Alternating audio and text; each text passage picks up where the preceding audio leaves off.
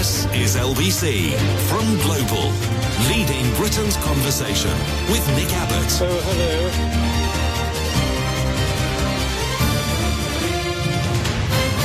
Well, let's get back to it. Well, what a news story. Violence is up and antisocial behaviour is up and thefts are up and rapes are up and the police can't cope. It's almost as though defunding the police force over the last 13 years actually had consequences.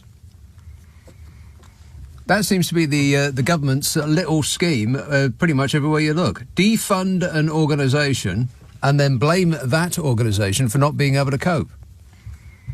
It's their number one priority. Under my leadership, the government's priorities are your priorities. I love the way he says the government's priorities. You can see him like punching the air with his little fist. The government's priorities. God, it's painful. Text and tweets and such from last night. John emails Nick. The climate deniers don't trust scientists and claim the Earth has constantly been getting hotter and colder for millions of years. Where did they learn about the Earth's temperature over that period, or how old the Earth is? From scientists. It's becoming increasingly hard to ignore, but that doesn't stop the right-wingers trying increasingly hard to ignore it. China has been issued a red alert for torrential rain in Beijing as it continues to be battered by Typhoon Doksuri.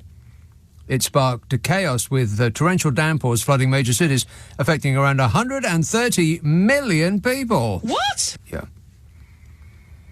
A broad area encompassing the capital faces medium to high risk of rainstorm disasters over the coming days, the China's national forecaster said. Disasters!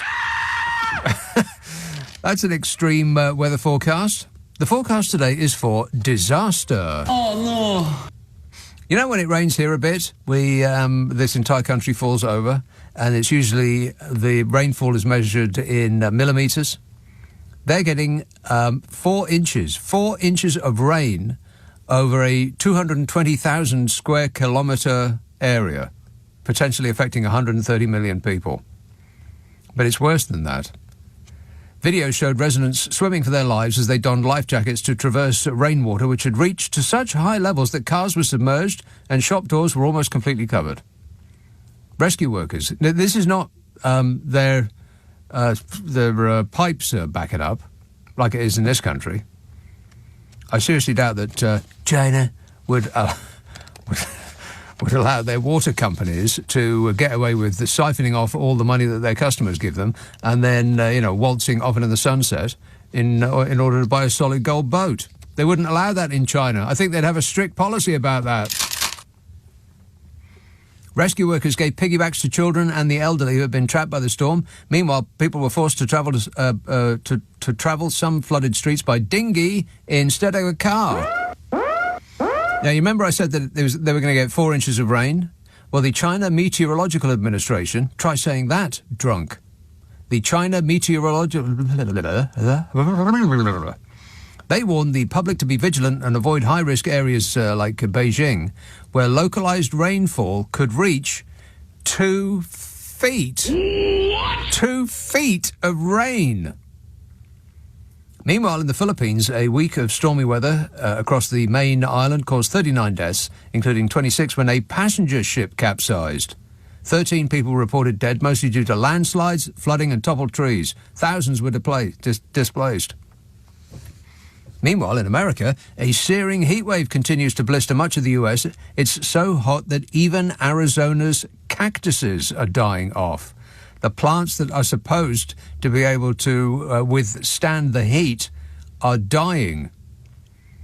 In Phoenix, today is the 30th consecutive day with high temperatures above 110 Fahrenheit.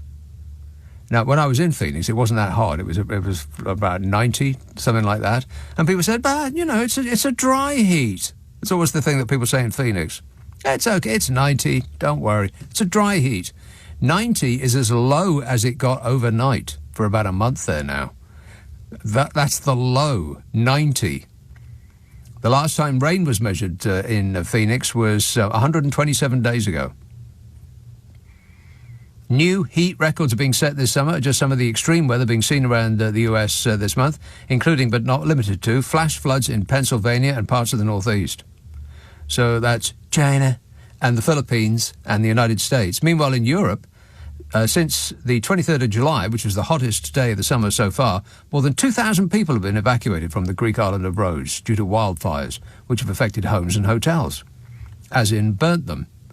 It's the largest wildfire evacuation Greece has ever seen. It's been a similar picture in other parts of Europe over the last week. The Italian island of Sardinia experienced 47 degrees centigrade. And a red alert is placed on all Italian cities. Warning, warning. Sicily's Palermo airport, encircled by wildfire, had to close. There's no way out of here. Get Dave Gilmour on the phone and he can sing it for us. Rock and roll! Wildfires are also spreading in Portugal and Croatia, and across the Mediterranean. Authorities are also battling wildfires in Algeria, wherever that is. Heat waves battering Europe and the US in July would have been virtually impossible without human-induced climate change, a scientific study says. But people who have done their own research by looking at a video on YouTube made by someone who has no knowledge of science declare confidently that this is all just weather. Fabulous. Those people. The whole human race is going to eventually kill itself one way or another because those that know the least are shouting the loudest. Actual scientists, on the other hand, whose volume of speaking is in reverse proportion to their expertise, say that global warming from burning fossil fuels also made the heatwave affecting parts of China 50 times more likely. Climate change meant the heatwave in southern Europe was 2.5 degrees hotter. Almost all societies remain unprepared for deadly extreme heat, say the experts. Yeah, but what do experts know? Yell back people who should not be left in charge of heavy machinery. You have to wonder why these people are so intent on ignoring experts. What is it about experts that makes people so angry? Dr. Joel Gergis, who I'm sure is excellent in every regard. He's a senior lecturer in climate science. He says what's playing out all over the world now is entirely consistent with what scientists expect. It's actually entirely consistent with what scientists have been telling us. It's just that most of us didn't think that it was going to happen this quick. Most of us thought it was going to, we'll be long dead by the time, the effects of this thing happened. But this year, I don't think we're ready for it yet, are we? No one wants to be right about this, he said, but if I'm honest, I am stunned by the ferocity of the impacts we are currently experiencing. He says, I am really dreading the devastation that I know this will be... He was drunk when he said this. He said, I am really dreading the devastation I know this will bring. As the situation deteriorates, it makes me wonder how I can be most helpful at a time like this. Do I keep trying to pursue my research career or devote even more of my time to warning the public? Blimey. What a thing for a man to think. He's telling us that we're all in great danger and the entire human race has got its fingers in its ears and it's humming loudly to itself to make sure that it doesn't hear. And he's thinking, well, do I continue to gather evidence, or shall I just abandon the gathering of the evidence and just tell the people with their fingers in their ears more loudly that they're in great danger? This planet is actually, it's almost as though the world has seen two films, Idiocracy and Don't Look Up. And it's thought, gosh, that's a good idea. Let's do that. If you haven't seen either of those two films, by the way, I am giving you homework. Oh, no. Idiocracy and Don't Look Up. He said the pressure and the anxiety, this doctor senior lecturer, he said the pressure and the anxiety of working through an escalating crisis is taking its toll on many of us. Stop whining. There's another one, a physicist and climate scientist. He said, we knew by the mid-1990s that lurking in the tails of our climate model projections were monsters. Monstrous heat waves, catastrophic extreme rainfall, floods, subcontinental scale wildfires, rapid ice sheet collapse, raising sea level meters within a century. We knew, just like we know gravity that Australia's Great Barrier Reef could be one of the earliest victims of uncontained global warming. But as today's monstrous, deadly heat waves overtake large parts of Asia, Europe and North America with temperature the likes of which we have never experienced, we find that even 1.2 centigrade of global warming is not safe. And then you get numpties who are actually part of the blooming government, for crying out loud, who go on national radio and say, oh, that's okay, 1.2 degrees centigrade. I'll be able to take my woolly off. And driving all of this is, of course, big wind. Those evil manufacturers of wind turbines. No, the fossil fuel industry. Enabling it are political leaders unwilling to bring this industry under control and who promote policies such as offsetting and massive gas expansion that simply enable this industry to continue. I wonder why. Curious, ain't it? Meanwhile, the right-wing press, who seem to have decided that if you believe in the evidence of climate change in front of your own eyes, that makes you woke, are thrashing around trying to make as much noise as possible to drown out the warning bells. And the Mail had a long piece this week in amongst the stories that somehow slipped by the editor. I think the editor of the Mail is on holiday because they've had a lot of stories about climate change. Very, very strange. So somebody has dropped the ball over there. Because in amongst the articles about how climate change isn't a thing is overwhelming evidence that climate change is a thing. So I don't know where they are on this. Like I said, I think he's on holiday. Or he's lying down in a darkened room with a cold compress on his forehead.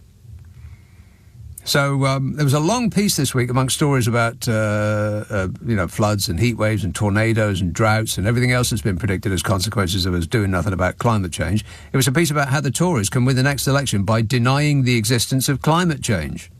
Did you read that? What the Mail thinks? They want to deny the existence of climate change by calling Labour eco-zealots. Eco-zealots, their new favourite phrase. They wheel it out at every opportunity. Now, all of the Labour Party are eco-zealots, probably enemies of the people too. The Mail had a long piece about the ULEZ expansion in London. Wanting Londoners to breathe clean air is, and this is the exact phrase they used, the virtue signalling obsessions and orthodoxies of the woke elite. They actually wrote that down. Wanting Londoners to be able to breathe clean air is the virtue signalling obsessions and orthodoxies of the woke elite, says the Mail.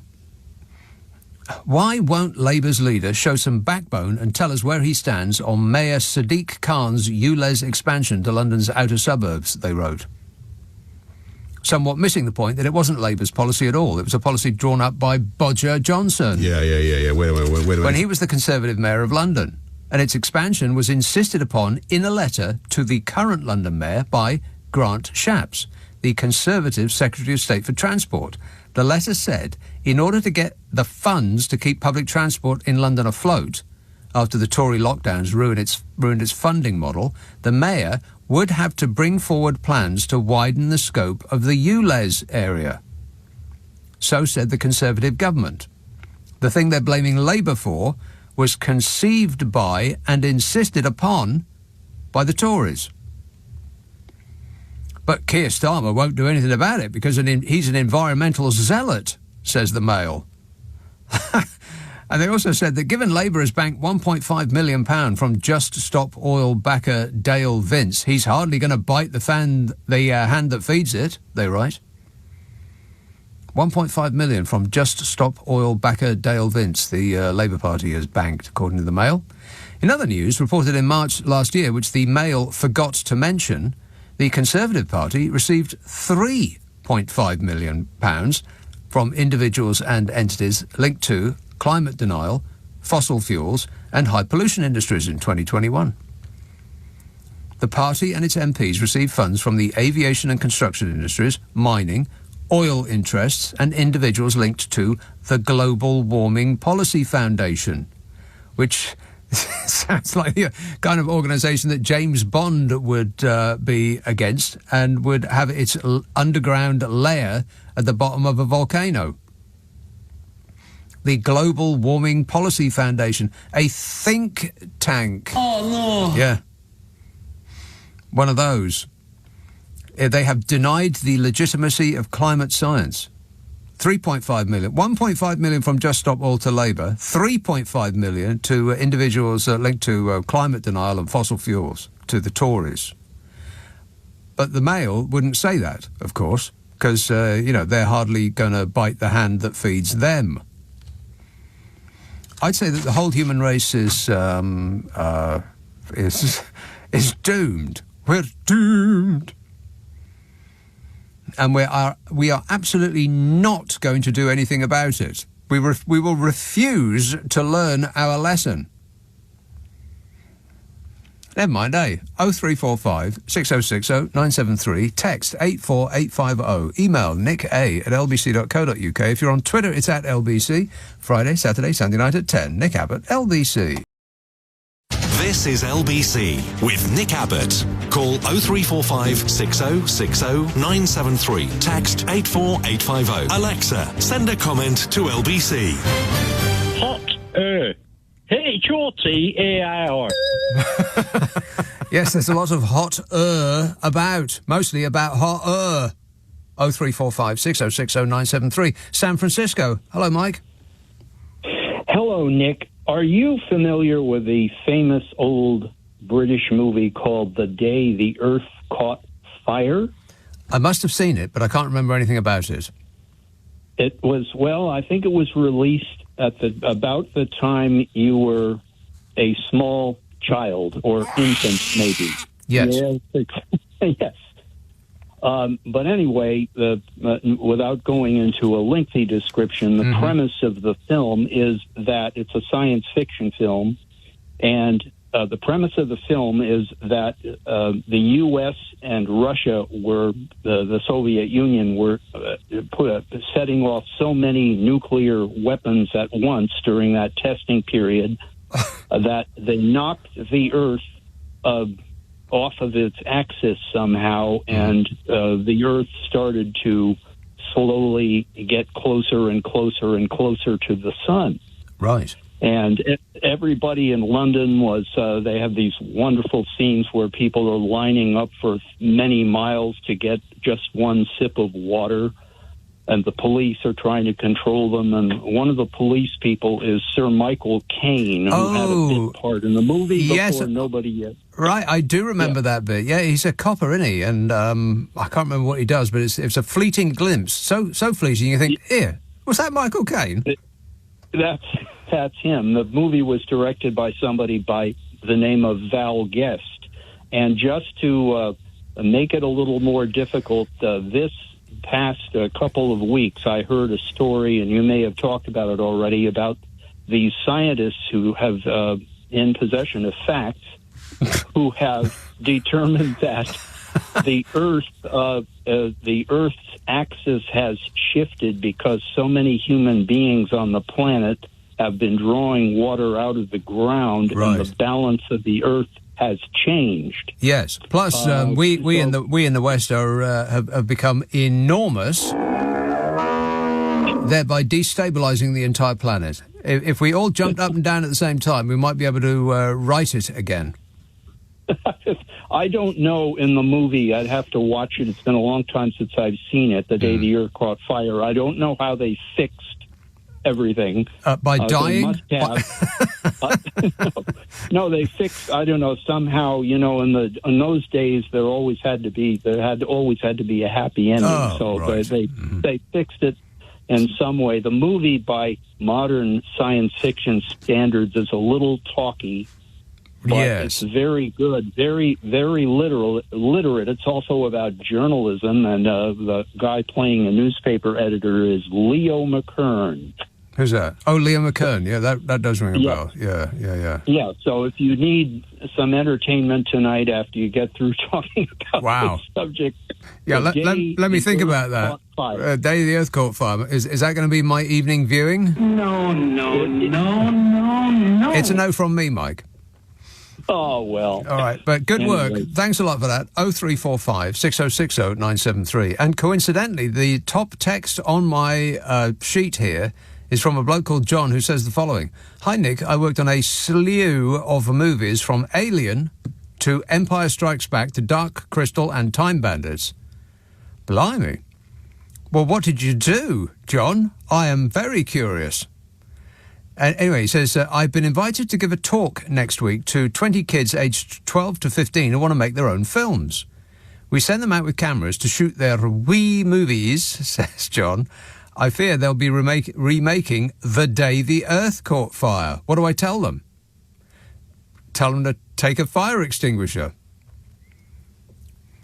Daryl says, speaking as a maths expert, if 21 of the 30 hottest days have been this month, then logically, even if the other 9 hottest days are all in the future, we are already over the worst, and in just 4 days' time, climate change will be over. Problem solved, he says. Well, that is a relief. That is maths, that is. And JR, not that one, says, Rishi got heckled at the blood inquiry this week, but still carried on speaking as if nothing happened. He clearly only has one mode. Someone needs to program some empathy into him. Affirmative. Yeah, well, I don't think there's any room. There's no room for empathy in Fishy Rishi, because he's up to his eyeballs in self-regard. Absolutely no room for any empathy in there whatsoever. It's a very small package. Hull. Hello, Charles. Oh, hi, Nick. Yeah.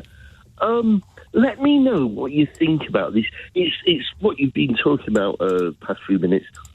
You see, I haven't heard this mentioned much, but the feeling I get is that everything's going to push down to zero. It's going to be compounded faster and faster and faster regarding climate change.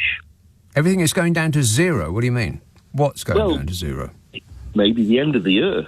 You see, you mean we're in a timeline. We're in a countdown, Let's you mean? We're in 2023, and in 2043, 20 years' time, the Mediterranean is getting hotter, and temperatures go up by a certain amount of, like, maybe 1-2 degrees.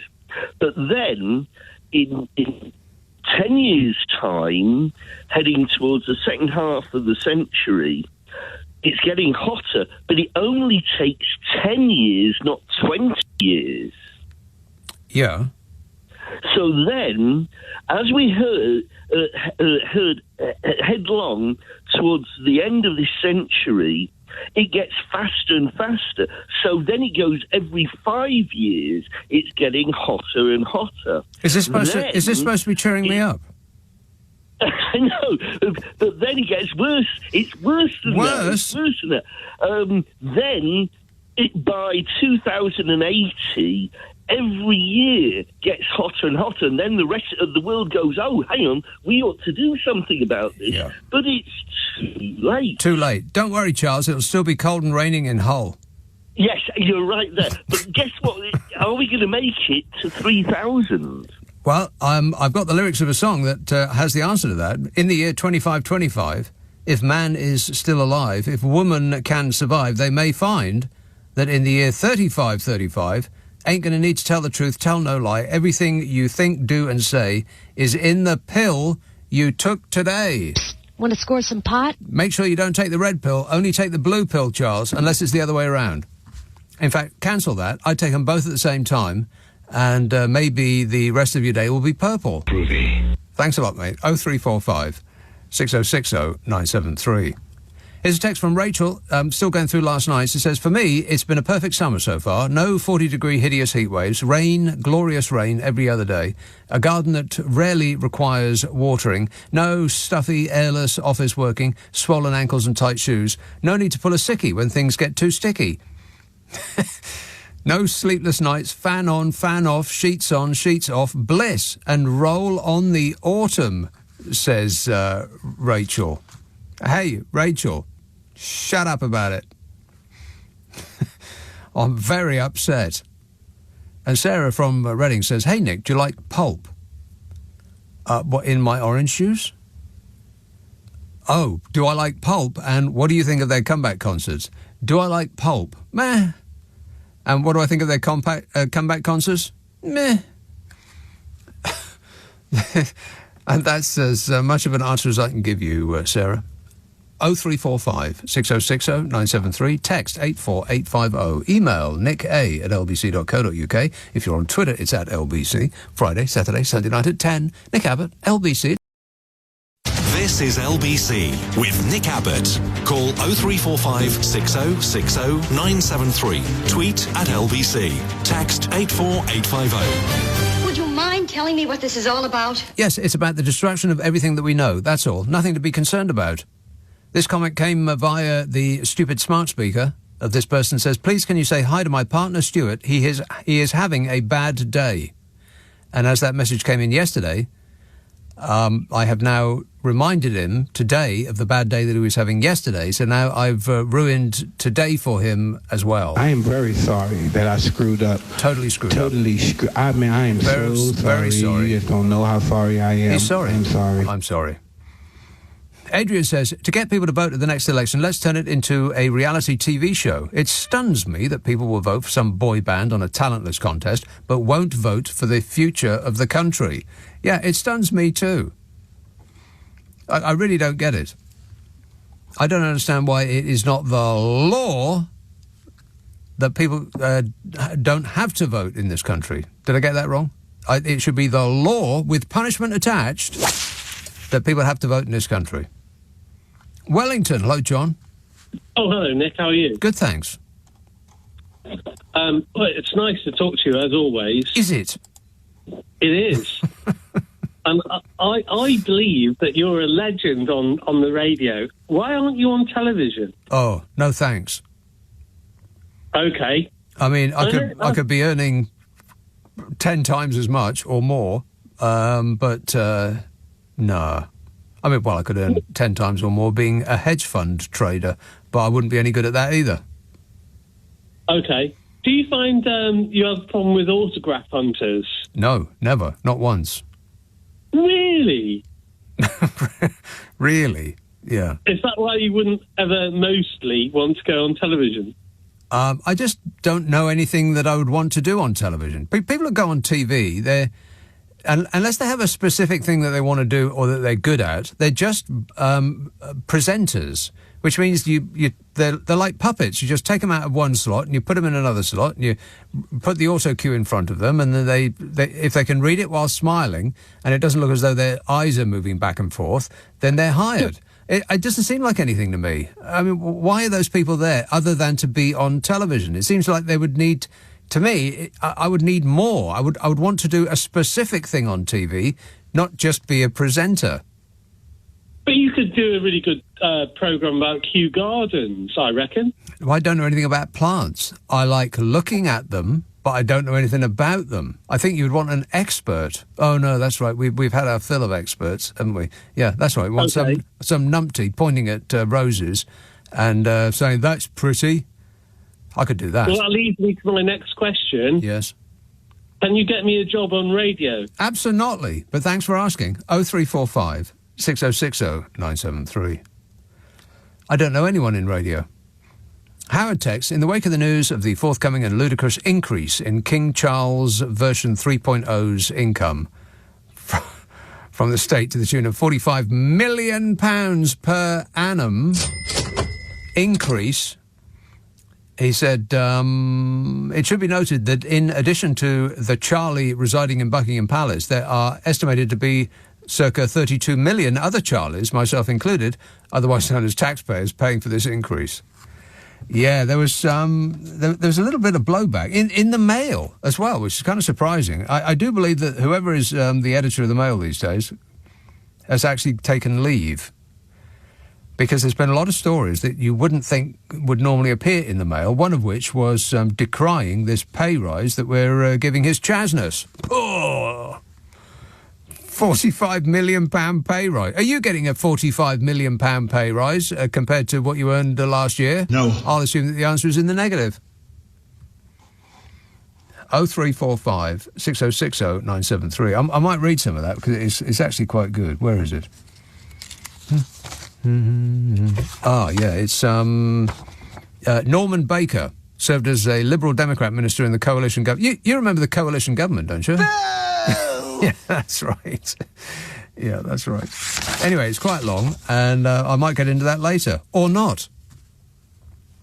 It's a mystery, as Toya used to say. Let's have Bath. Hello, John. Hi. John.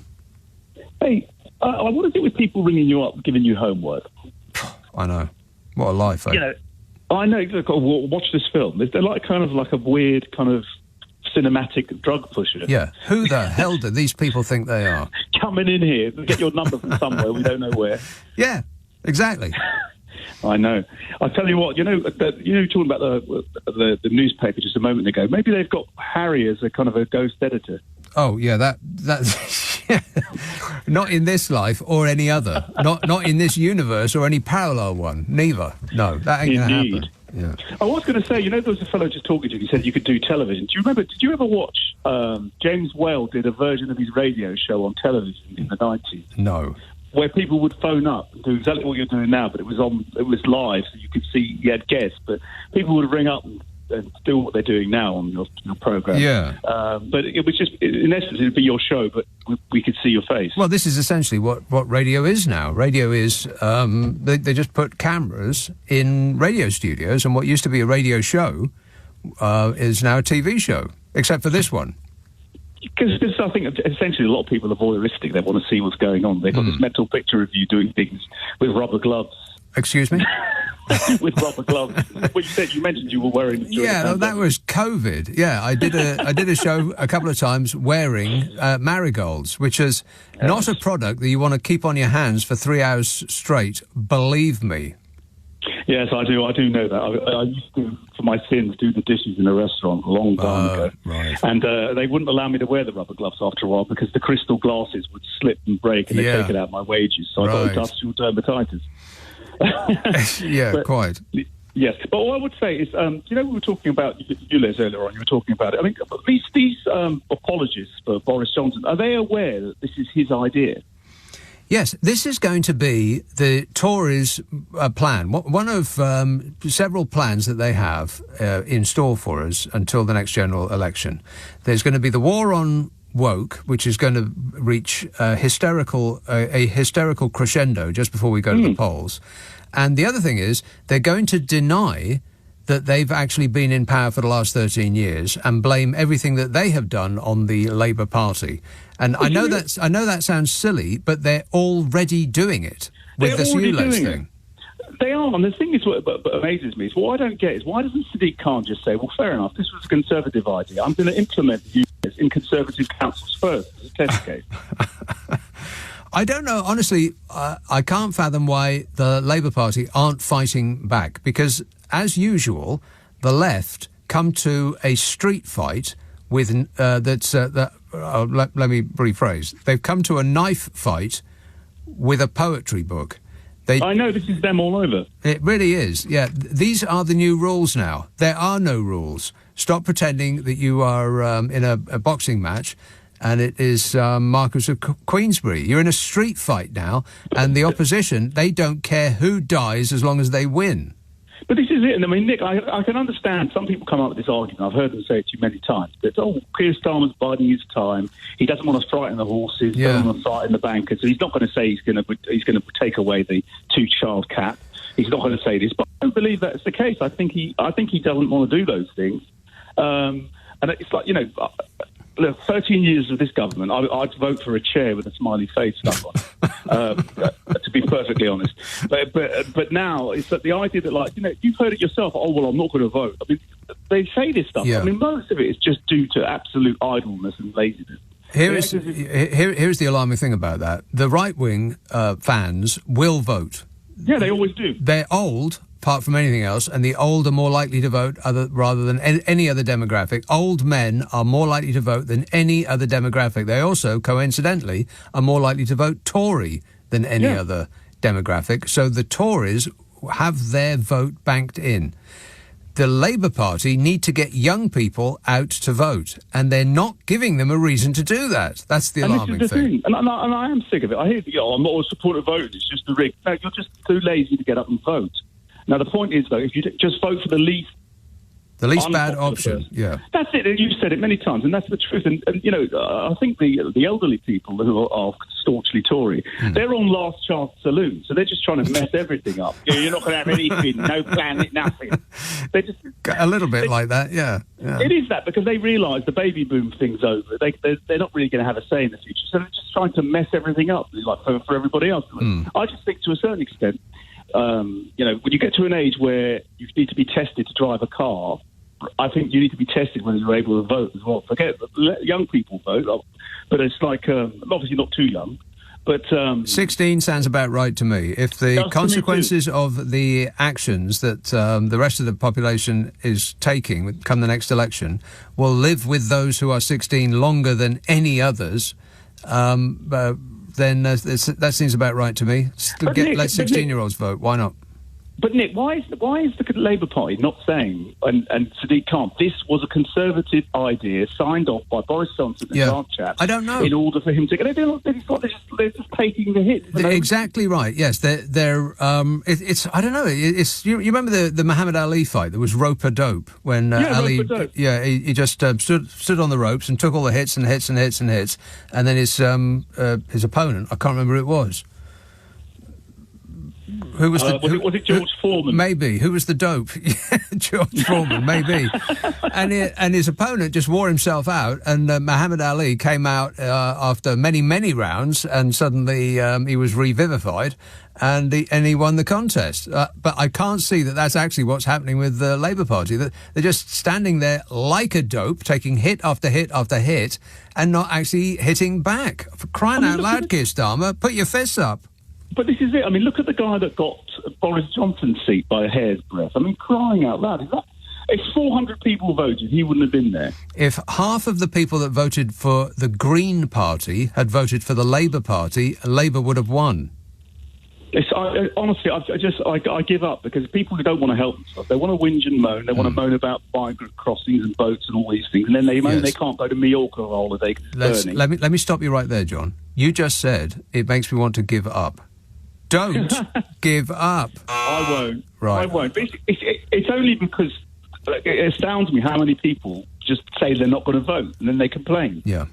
Well, keep this in mind, because, this week, trawling through the news, I did get a bit overwhelmed, and I thought, oh, God, I just can't take this anymore. I just want to take a news holiday, because it's just so relentless. Keep in mind that it is not hopeless, that the forces of evil are losing. They are losing right now. They might be making the most noise, but that is just because they're losing. So keep that in mind, John, and don't give up. Not now, not ever, never. Good man. 0345 6060 973. Text 84850. Email nick@lbc.co.uk. And if you're on Twitter, it's @LBC. If you're on Twitter, do you like the new logo? No, me neither. Nick Abbot on LBC. Call 0345 6060 973. Who do you think you're talking to? Now, let's see. I'll be totally fair about this. Who's been waiting the longest? It looks like an old friend in Oldbury called Ranjit. Ranjit. Hi, Nick. You okay? Yes, super. Thanks for asking. Have you been frying tonight? Well, I have. Very poor, very poor today. Very poor today. Right. The streets of London were quite dead today. I wonder what it is. There's nothing on TV. There's nothing special on telly, is there? No. The month seems to last longer now than the paycheck. That's what the problem is. Right. So, the payday for those who are working, payday falls on the wrong day.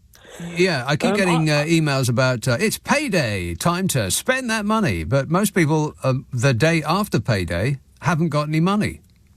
No, that's why, you see, when people pay by plastic, they're getting into more and more debt. And that's the whole purpose of it. One of your callers just says he's getting fed up about the elections. And that's what they want us to do. Right? Of course it is. That is their little scheme. They want you to pile on the debt, which is why they invented plastic in the first place, because it doesn't seem like money. Cash is not changing hands, so it doesn't seem like anything costs anything. Yeah. And then they want you to just pay off the interest, keeping the principal where it is, which is why the interest rate is so high, because it makes it virtually impossible. And I know this. I spent years trying to get out from under a cloud of credit card debt, and it is, unless you're earning a ton of money, it's practically impossible to do, because you can just about keep up with the interest payments, and the principal never goes.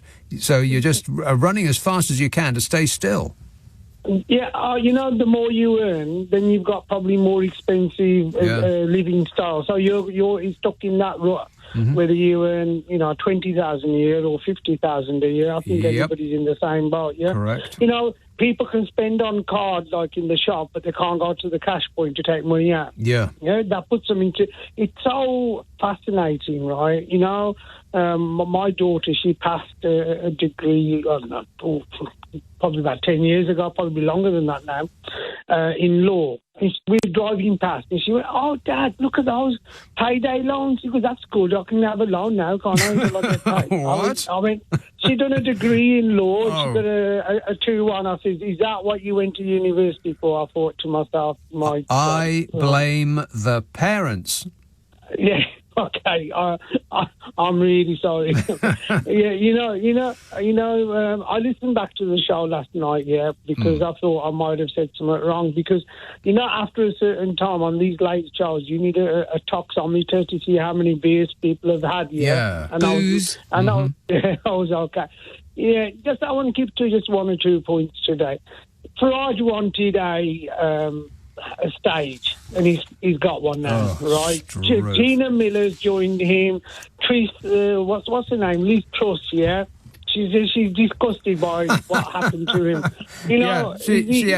She's really appalled. That is a disgrace. Yeah. Yeah. I've got a lot of respect for Gina Miller, and even she has said, "Look, I feel sorry for Nigel Farage," and I thought, what the hell are you guys on about? Exactly. You know what? I think all of them need to get a conference room somewhere, right? And leave them there for a couple of days till the weather cools and let them come back out. Yeah, they need to sit down and think about what they've done. What they've done, yeah. So now he's fighting for the common people, yeah. Sure he is. Mm-hmm. Him and Pulp, yeah. Yeah, I've been banned from the Coots Bank because I've only probably got about £500 to my name, right? And Nigel, you're going to fight for me. Yeah, that's enough. One of your callers last night, because I always listen to the show till the end. He says, that one when he got hit over the head with a horse.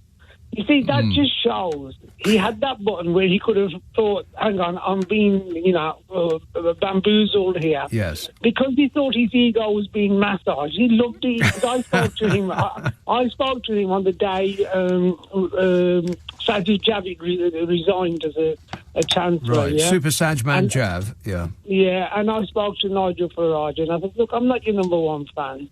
And he went, oh, well, that's understandable. Right, this was when he was on LBC Radio.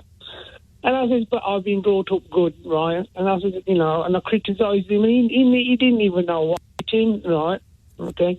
So now I've been saying this for months, right? And what's happened to all the other Tories, like if you get them in order, Kwasi Kwarteng and all these others, right? Where are they all gone now? Are they going to be the cavalry, right? When the Dean Norris or whatever the name is falls on a thing, and all of them have suddenly gone quiet, right? Yeah. And like all your callers have said, and I've been listening all that. Not quiet enough.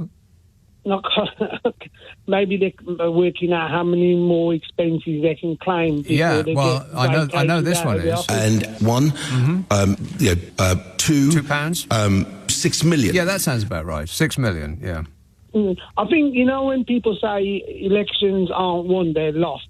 Yeah, I think the Tories want to lose this, even though they're giving it large rights. I'm not sure about that. No, I think they're preparing for a loss by stripping this country for parts. I've said it many times. If this country were a car, it would be up on bricks right now. The Conservatives would have stolen the wheels and the seats and the rear view mirror, and then they would have poured sugar in the petrol tank so that when the owner comes back, it wouldn't work. That's what the plan is. I think what they're looking at is, can we salvage what's left, right, and get some more money out of it? So if they do win the next term, yeah, but, which I don't think they did, we are going to be totally and utterly finished because they will finish the job.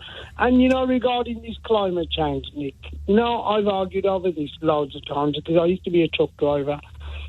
We're sending all our recycling to China, right? 30 tons of cardboard on each container to be recycled in China to be brought back here. Isn't that affecting the carbon footprint of stuff? Well, right? the boats, sea cargo is one of the most pollutant industries on Earth. So why don't we have on our packaging, right, what the carbon... if I was in charge, right, I'd put 1,000% tariff on you sending your stuff to China to be recycled. Oh, I see. It's my fault. Yeah, no, okay. Mine and you. No, do it here because financially it works cheaper to send it to China, yeah? Yes. All that, I don't even know how far China is. Is it 8,000, 9,000 miles? Yeah? Okay. To be recycled. And how many ships, right, go and come back here, right? But it's much worse than that because it's not just cardboard, it's electronic goods and it's clothes. If the kids stop buying so many useless junk pieces of clothing that they would wear once and then throw away, then the world would be a better place. Yeah, and I'd ban all landfill, right? We've just had new carpet in the house, and I've been asking, where can I take this? I said, take it to the local tip, and I'm going to try and find out what happens to the old carpet. I'd make people recycle that. I'd make them there. You know what I would do, Nick? I would get them with a needle and scissors, right, and reweave that cotton, whatever that wool is, yeah, and redo it. Because great idea. Loads of stuff goes to China, and then we can't blame China because of all the heat that the global emissions are giving out, because we dump all our stuff on them. Yeah, well, we not only dump all our stuff on them, but we get China to make all of our stuff in the first place, which is what causes the pollution that we're complaining that China creates. But China is creating that pollution because we have offshored our pollution by getting China to make all of the stuff that we obsess about buying all the time. Ranjit, it's been not only educational but also a delight. Okay, thanks, mate. Right, cheers. 0345 6060 973. This tweet says, despite critics claiming London does not have a problem with air pollution, 97% of schools and colleges in the outer London area exceed air quality targets set by the World Health Organization. Who? This says, how can Lord Frost, how can Frost be a climate change denier when his face is melting faster than the ice caps? Well, that is a good point.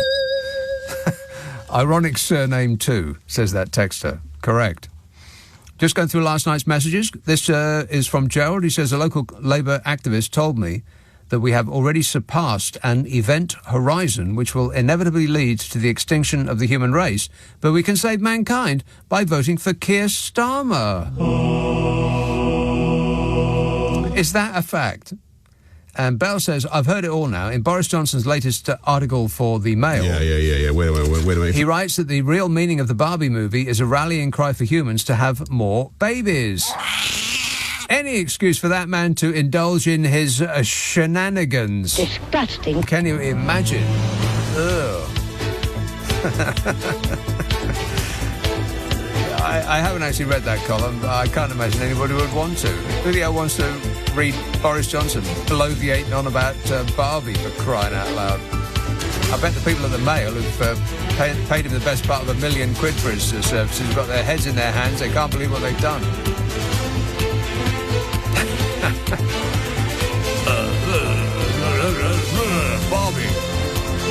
0345 6060 973. Text 84850. Email nick@lbc.co.uk. If you're on Twitter, it's at LBC. Friday, Saturday, Sunday night at 10. Nick Abbot, LBC. On your radio, on Global Player, and Play LBC. leading Britain's conversation. This is LBC.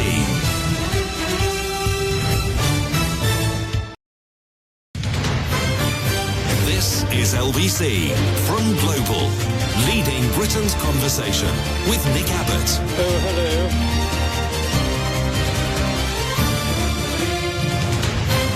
Yes, hello. I've been waiting for you. Hello. Hello. 0345 6060 973. Texts and emails and such from last night. I'm never going to get through them all. There's just too many. Martin emails, Hi Nick, how can Fishy have so many priorities? Surely he can only have one priority at a time. Only when one is completed can another priority be made. If there are multi-priorities, it just means that there is actually no single priority. Therefore, it is a meaningless statement. Under my leadership, the government's priorities are your priorities. The people's priorities. It's the country's number one priority. It's my number one priority up and down the country, and that will be our focus. Yeah, you want to grip it, Fishy. I'm gripping it. He is actually gripping it right now. I'm looking at a picture of him on the front page of the Telegraph tomorrow. I'm on the motorist side, says PM, as he orders review of anti-car schemes. Focus groups have obviously been employed to see what he should say next on that subject, and that's what he's going to say. You know, they wind him up and push him out towards the cameras like a blooming robot. Affirmative. And look at that picture of little Rishi. Isn't he an absolute dream? The great big greedy nincompoop. And he's... I actually hit the wrong thing there, but it's apropos and perfectly on time. I mean, look at his dewy eyes, looking just off camera and up, as though he's seeing some sort of religious vision. And he's in his shirt sleeves, and he's got his shirt... at least I assume that he's pushed his shirt sleeves up, because he's so hairy, it looks like he's wearing a jumper underneath his shirt. His little eyes full of such sadness and hope. His shiny nose and his pointy chin popping through the screen like it's a 3D. What a dreamboat. What an absolute phony, really. But that's the person that's running this country. You believe that? Jessica emailed, on the bright side, Starmer isn't going to be much better, so you'll still have plenty of material. Yeah, I suppose so. Hayes. Hello, Steve. Steve, is there anybody out there? Steve. Too late. Steph texts, the Telegraph ran an article making light of global warming. It was by Alison Pearson, who it turns out is part of the Global Warming Policy Foundation. Oh, no. Climate change deniers. I couldn't bring myself to read the article because, unlike Alison, I don't find watching Mother Nature burnt to a crisp hilarious. What is it with these people? I mean, they're either... I'll leave it to the scientists to tell you, because at the bottom of this article about climate science, and scientists who've been telling us what was going to happen are then seeing their predictions come true right now and are thinking, well, people still are yelling at us that it's not happening. What can I actually do? This is getting depressing, so say scientists. So a group of scientists, physicists, from this was in the Institute of Physics, which is a publisher of peer-reviewed scientific studies and journals and so on. This came out in 2021. They looked at 88,125 climate-related papers published since 2012. And from 88,125 climate-related papers, 28 were implicitly or explicitly sceptical. They actually looked for the ones that were sceptical so as to find all of them. They said, we found 28 papers that were implicitly or explicitly sceptical of climate change. We conclude with high statistical confidence that the scientific consensus on human-caused contemporary climate change, expressed as a proportion of the total publications, exceeds 99% in the peer-reviewed scientific literature. 99% of all studies into climate change says it's a thing and we're doing it. 99%. And you've still got people who believe the 1%. It's actually less than 1%. It exceeds 99%. They said, our results confirm, as has been found in numerous other previous studies of this question, that there is no significant scientific debate among experts about whether or not climate change is human-caused. The issue has been comprehensively settled and is no more in contention among scientists than is plate tectonics or evolution. Now, the people that think that the planet's only 6,000 years old and that man used to walk around with dinosaurs, just to take a sit down and you can ignore the rest of this because it doesn't apply to you.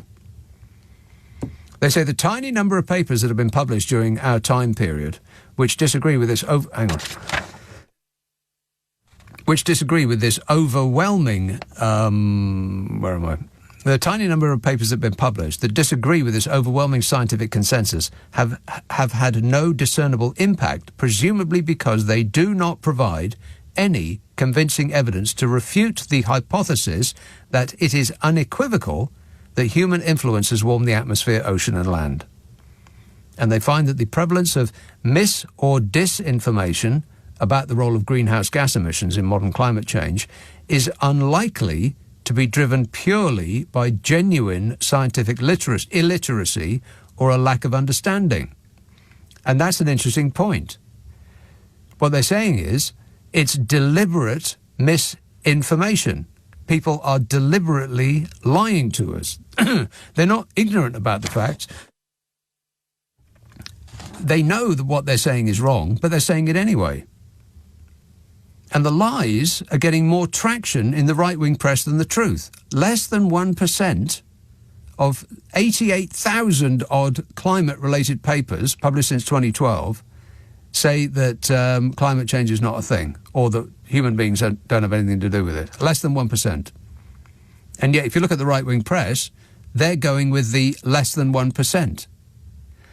But what they're saying is that those less than 1% is not just that they don't know what they're talking about or they lack an understanding of the issue. They do know what they're talking about, but they're lying to you. And it's the lies that are getting most of the volume from the press, which means that the press are complicit, actively trying to hoodwink the public that there's nothing to worry about. And there's just enough members of the public who actually want to be hoodwinked. I mean, just look at America. Doesn't matter what he is guilty of, they just love him all the more. I'm president. Can you believe it? It's like the whole world has gone ding-a-ling. 0345 6060 973. Let's have Heston. Hello, James. Hi, Nick. Thanks for taking my call, mate. Listen, I know how much you like music, man. I love it. I know you've talked about Floyd, but I was having this argument with my brother Neil, yeah? And I know you're a big fan of Mr. Blue Sky, and I am as well, man. I love ELO and the Beatles, but we were having a massive argument. It's a stupid, family argument you shouldn't really have. And I just think that, to be honest, man, the Beatles ripped ELO off. Good thinking, James. Keep thinking. It's what you do best. So they got into a time machine and they went ahead 10 years to rip ELO off, the Beatles. Yep, that makes sense to me. As much sense as anything else that's happened on this show so far. Good work, James. 0345 6060 973. Carlos says, I'm back now from the heat of northern Spain. It was like riding along a motorway with an oven mounted on the handlebars and the door open and it turned up to 200 degrees. It was crazy hot. As I got to northern France, the rain started pouring down and I wanted to head south again. One thing he said, the longest time at any border was coming back into the UK at Portsmouth. And you notice how dreadful the roads are in the UK. In fact, the UK is dreadful, he says. Oh, and by the way, Queens of the Stone Age set at Glasgow was one of the best. The whole band just nails it. Yes, you are completely correct in every respect. Rock and roll! Yeah, it was a superb set. Shame about the swearing, though. I mean, I'm not a prude. I don't care about swearing in context. But, I don't know, for a band to stand on stage and just start swearing at this audience about bleeping this and bleeping that and we're going to bleep stuff up and, I don't know, it just seems fake to me. Like they're trying to be, tough guy rock and rollers. And, I don't know, it just sort of rubs me up a bit the wrong way. Completely unnecessary. The crowd was with you. You don't have to convince us that you're bad boys. That giant warbling woman, she does the same thing. What's her name? You know, the giant warbling woman with the warble. What's her name again?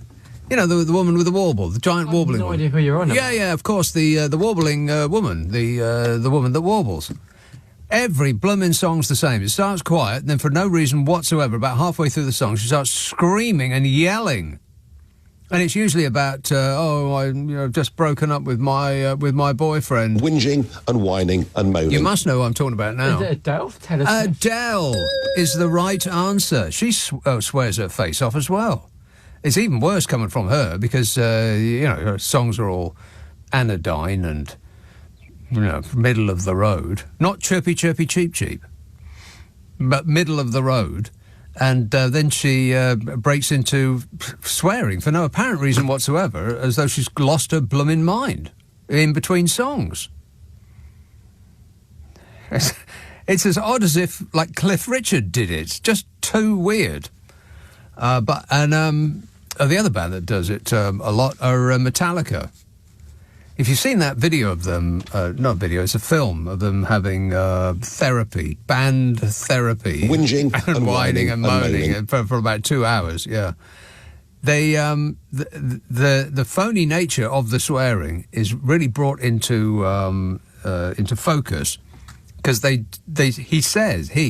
guy at the front, Hetfield, he swears in the same place with the same swear words every set they do. And it just seems like what you're doing. You don't need to do that. It just feels odd. Like me and Carol McGiffin, we do a podcast, and she swears like a trooper. Oh, right, yeah. And so I bleep it out because I maintain that it's funnier to bleep it out rather than to have swear words in a podcast from people that you don't associate with swearing. On the other hand, if I'm watching a film and they bleep out swear words, that is extremely annoying because it's, in the context of a film, it's appropriate. Do you get what I'm saying? Am I making any sense whatsoever? 0345 6060 973. Glasgow. Hello, Frankie. Issue for his arrest. So Fisher moved, we say fled, around the world. Frankie has put the phone down on the table and he's watching television. So Frankie loses. Nick Abbott on LBC. Call 0345 6060 973. Now, wait a minute. I don't like that kind of talk. Now, just stop it. It upsets me. Let's try Hayes. Hello, Steve. Hi, Nick. Thanks for taking my call. I just wanted to clarify about the letter you're referring to, Grant Shapps' letter. Oh, about the ULEZ extension, yeah. Yes. What I wanted to say is that letter was written in March 2020. May. And May 2020. Sorry, May 2020. And at that time, the ULEZ was aligned with the congestion charge in inner London. Mm. And the reference where he's saying about you will expand the zone is referring to the expansion of the zone to the North and South Circular roads in 2021. It was not referring to the expansion from the North and South Circular to the Outer London boroughs. Well, it doesn't make never mind. Are the Conservative Party now professing support for the ULEZ charge or not? They support the ULEZ charge, no, they aren't. Not extend. No, they aren't. No, they aren't. No, they aren't. No, they aren't. They support the ULEZ charge for they don't. Up to the North and South Circular, but not to the Greater London Council. It said Greater London boroughs. Well, so they're for clean air for some people, but not for others. That doesn't make any sense at all, and you know it. No, well, if you followed that logically, you'd extend the ULEZ to the whole of the country. Yes, I would. Well, that wouldn't make any sense whatsoever. No, that would make sense, because why should some people not have the ability to breathe clean air and others should? So you're advocating that you extend the charge for driving your car to £12.50 every single day? No, only Throughout those, the whole country? only the tiny minority of cars that wouldn't get a pass. No, I accept that. So any cars that don't conform to ULEZ standards of 0.08, whatever would it be is. I mean, you can have a 10 or 12-year-old petrol car, and how many people in this country have got a car older than that? Hardly anybody at all. Me, it's just lots me. of people in the outer regions. Hardly anyone at all. Yes, I would. I value clean air. That you don't, Steve, is alarming. Well, I do value clean air. Well, there you go. How are you going to get clean air without stopping pollution?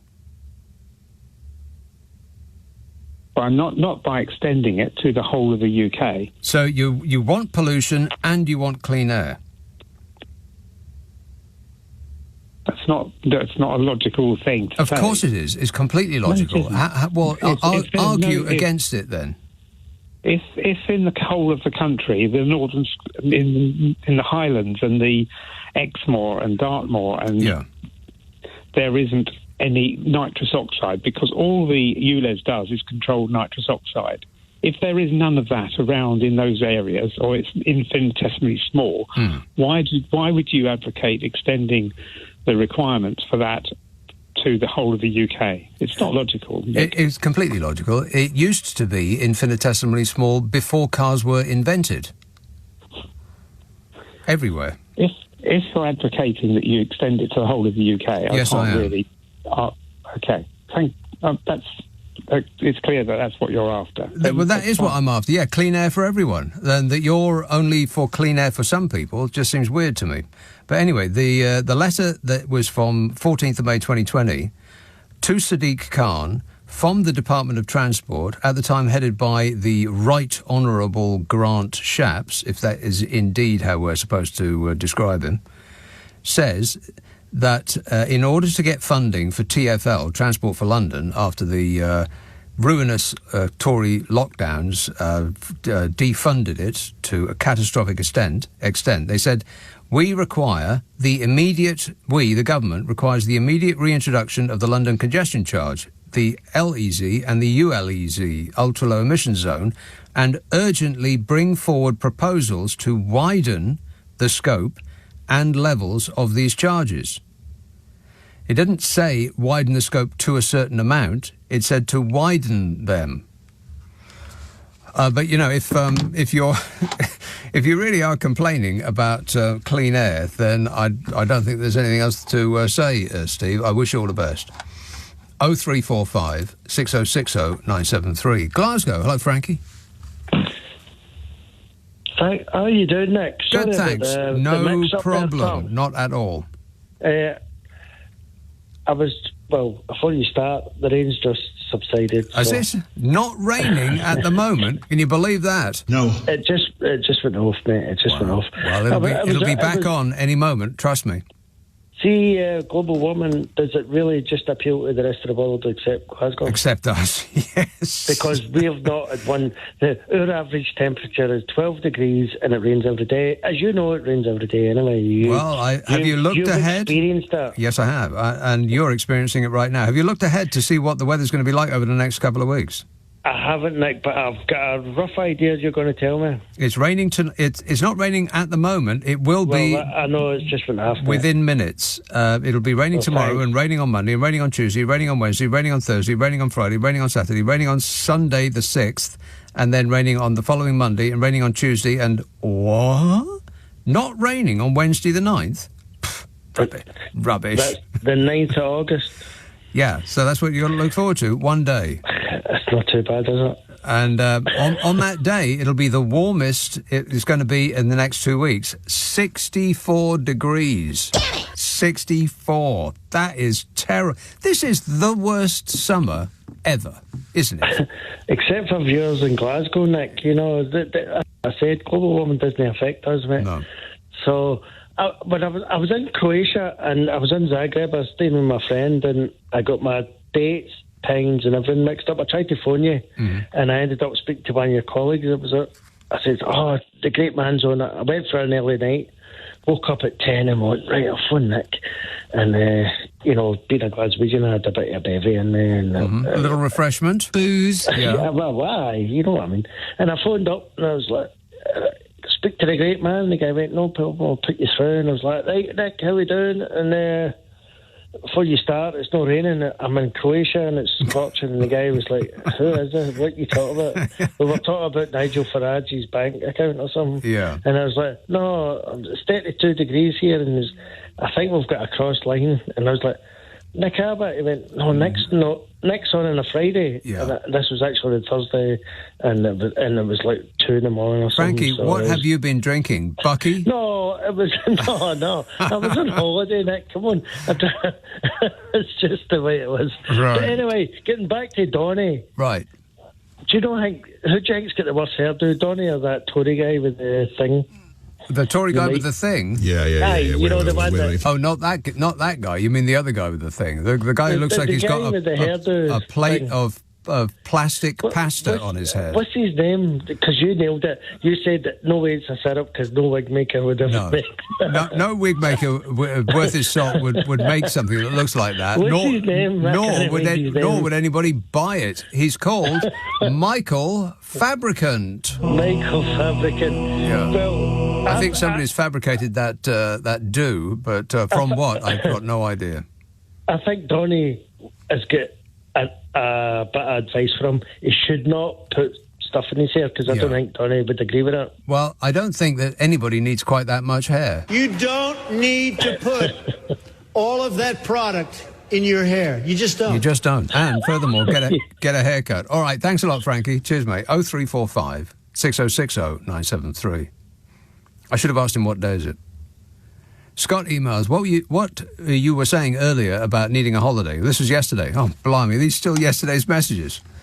What you were saying earlier about needing a holiday, what about we all stay here and send that lot on holiday to somewhere with a nice climate? Somewhere like Rwanda. Cruella says it's nice after all. Didn't 30p Lee, one of his more typical outbursts, didn't he say that... was it something about lefty lawyers? Something like that. One of those asinine things that people like that come out with. Well, we want to send all of them lefty lawyers to Rwanda. That'll teach them. Thereby confirming that the Rwanda plan is actually a punishment, which is what they've been trying to pretend that it isn't all this time. When they tell you who they are, believe them. This text says, hey, Nick, we ought to be grateful that when we water our gardens, we get added fertiliser for free. How amazingly time-saving is that? Yeah, just don't drink the water or step in it. And Declan says, Nick, your average EU citizen couldn't wait for the UK to leave the EU because of the incessant whining. Whinging and whining and moaning. But now that Britain has left, they continue to whine. Is it a national pastime, says Declan? Why, yes, it is. Whining while queuing. If we can do that both at the same time, we'll never have been so happy. Chris says, any chance of covering the 7 billion tax cut given to the banks by cutting the banking corporation surcharge from 8% to 3%? I do believe I've mentioned that at length, not this weekend, but in a previous weekend, a previous life. Maybe I dreamt it. God, what a boring dream that would be. Doug says, I like your humour about all things politics. Scary thing, it's mainly true. This government is laughing at us and there is nothing we can do about it. Why aren't the opposition parties screaming for a general election? Thank God for the Barbie movie, he says. What? The Barbie movie?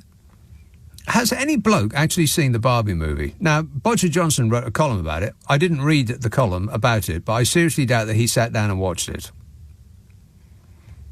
I mean, he lies about absolutely everything else, so why wouldn't he lie about that? Anybody think that he's actually sat down and watched that film? No. Me neither. But of all the available films at your disposal, Doug, you want to go see the Barbie movie? What about the Oppenheimer film? And if you don't, if seeing a film about a bloke inventing a bomb doesn't float your boat, how about Mission Impossible? That's great. Well, it's not a 5-star film, but it's a 4-star film, and you come out of it and you think, oh, well, how could anybody possibly complain about the effort that's been put into that? Tom Cruise, literally, and this is a spoiler alert. Warning, warning. But I'll say it because it has been trailed so much. He literally drives an actual motorbike off a real cliff. How could you want more than that? Churlish to demand more than that. 0345 6060 973. Text 84850. Email nick@lbc.co.uk. And if you're on Twitter, it's at LBC. Friday, Saturday, Sunday night at 10. Nick Abbott. This is LBC with Nick Abbott. Call 0345 6060 973. Text 84850. Alexa, send a comment to LBC. Thank you for holding. Your call is important to us. Yeah, your call is important to us, Mike. Go ahead. Mike in East Yorkshire, is it? Mike in East Yorkshire is the correct answer. Would you like to play for the car? Quick story and then a big question for you. Yeah. Did you know it's in the news this week? Because you triggered this by saying hedge funds earlier. And that reminded me of this story during the week that the guy who owns GB News also runs a hedge fund. And the hedge fund shorted NHS stock shares just when Farage was having his hissy fit. Yeah. While there was story after story after story about what a dreadful organisation they are, and quite coincidentally, I am sure the owner of GB News shorted the stock of the company at the centre of that story, and I think he, on paper at least, made a massive profit. Huge. Coincidence, I am certain, Mike. And the interesting thing was, when they quizzed the hedge fund about it, they said, these sort of decisions are driven by algorithms these days, which made me think, and this is where the question comes. Remember a few months ago, the Tories said that bankers and hedge fund managers and traders in the City of London, the financial enablers, could have unlimited bonuses. Yeah. Yeah, so the question then comes that if you phone one of these financial wizards up and says, what shall I invest in today? And he says, hang on a second, I'll just consult the algorithm. What is the purpose of these people? I know. Yes, they're not. Hedge funds aren't actually very good at their stated aim of increasing the value of their clients' deposits. There was this article in the Financial Times about, the guy at Berkshire Hathaway, the guy Warren Buffett. He's taken all of the billions of pounds under his oversight out of hedge funds. And this was the start of the article about it. It says he described hedge fund managers as an elite crew loaded with brains, adrenaline and confidence, but it was not a recommendation. So that's his insult. Basically, there are a bunch of people with high opinions of themselves, but not much ability to actually make people's wealth increase. He said in his 2018 letter to Berkshire Hathaway shareholders, in which he used the phrase, it was meant to drive a stake through the heart of the hedge fund industry. This was the year he revealed the results of his bet from a decade earlier that the S&P 500, which is the top 500 shares in America, like our FTSE 100, the S&P 500 would trounce a portfolio of hedge funds over a 10-year period. His bet on the S&P 500, so if you just put your money on a tracker fund that just goes up and down with shares, you would have got 126% profit. The best of the hedge funds got just 88% profit, and the worst got 3% profit. But it's worse than that because the fund managers of these hedge funds earn staggering fees over and above that. So a lot of people would have come out with nothing. Absolutely. And remember, Sunak's background, because he shorted, or his hedge fund shorted AMRO, which brought that bank down. Which precipitated the 2007 worldwide financial crash. And he's our Prime Minister. Yeah. What could possibly go wrong? Yeah, I know. He made his money by betting. That's how he got to make 100 million quid, because he bet and he won. And that's the nature of his supposed genius. He's a gambler. Yeah, and it's like Erdy bet on the Liz Truss thing, bet on Sterling, and Sterling duly crashed, and Erdy made a fortune. Yeah. I mean, heads we lose, tails they win. Yeah. Cheers, Nick. All right, thanks a lot, Mike. 0345 6060 973. Yeah, this is that story about Nigel Farage. Here's a story about one man's mission to let businesses choose who they have as customers. It's a story about one man's crusade to allow companies to choose who they want to do business with. I know that's the opposite of what you think that this is about, but I'm talking about in 2015. In 2015, we learned that Nigel Farage was doing a Trump and attempting to woo Christian evangelist voters by promising protection to those who want to object to doing business with gays. They want to object to gay marriage in the course of carrying out their jobs, just like Donny did, trying to appeal to religious fundamentalists. Everything that I've done is 100% proper. That's what I do, is I do things proper. The document was published on the websites of some UKIP candidates and the election page of Christian Concern, which is a group that is against, all of the usual suspects, abortion, same-sex marriage, all of that stuff. These religionists, weirdly, constantly thinking about gay sex. It's curious, isn't it, how obsessed they appear to be? Especially considering that the actual Jesus said not one word about it. But he did say quite a lot about bankers, which Nigel Farage seems intent on courting and ingratiating himself with. I mean, just think, what would Jesus do? And the religionists that seem to shout the loudest would probably do the exact opposite. Any thoughts on that? My view. Exactly.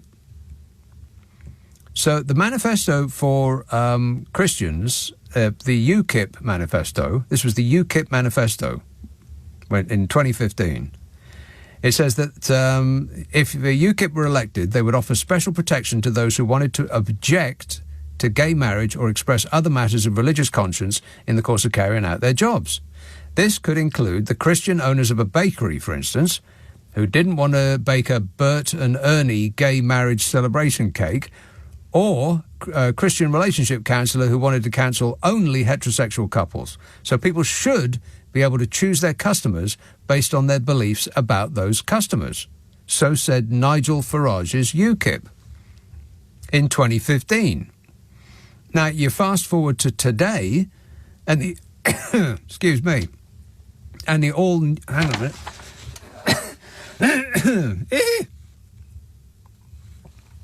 Oh, blimey. Fast forward to today, and the all-new improved Nigel Farage is on a one-man campaign to force businesses to take on customers that they don't think well of, i.e. him. In 2015, the old-style Nigel Farage says that businesses must be able to choose their customers.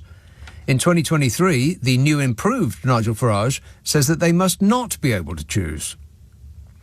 Or, more clearly, when it might work in his favour, he approves of discrimination.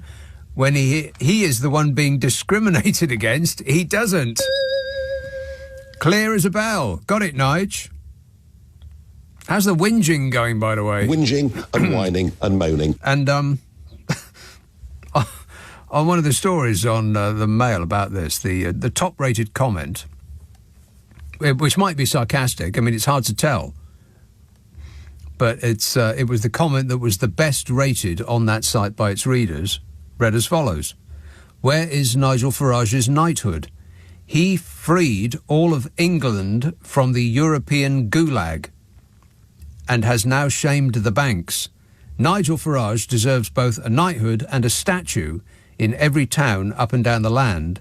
the services he has done for our great nation. So it's hard to tell whether that is being sarcastic or not, but the people who read it absolutely loved it, slamming their approval onto the keyboards of their computers. And that has been the main topic of conversation for what seems like an epoch now.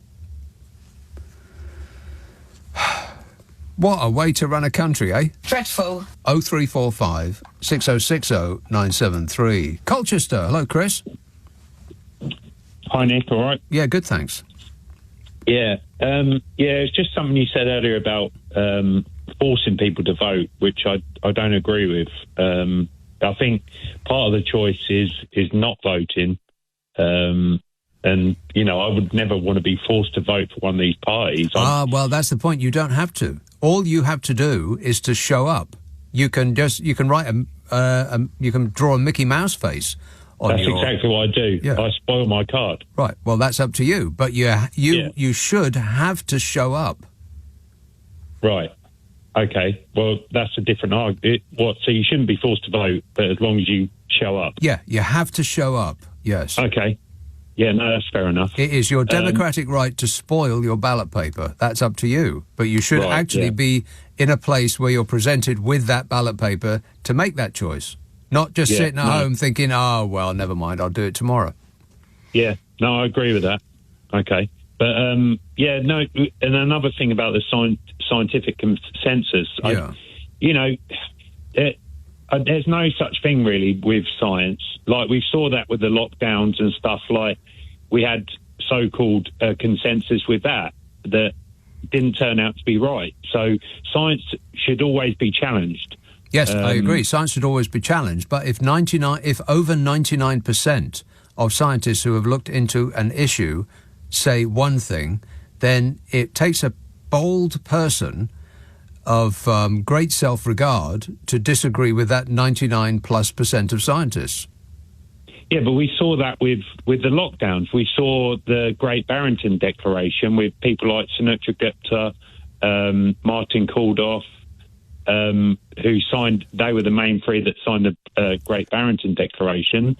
They were the bold voices, and we saw with the emails with Anthony Fauci that they were trying to silence them people, and they were like the 1%. All these scientists that we heard for on the radio and but are you? So let's cut to the chase. Are you one of the people that thinks that because a medicine or a medical intervention harmed a few people, then it should not have been applied to anyone?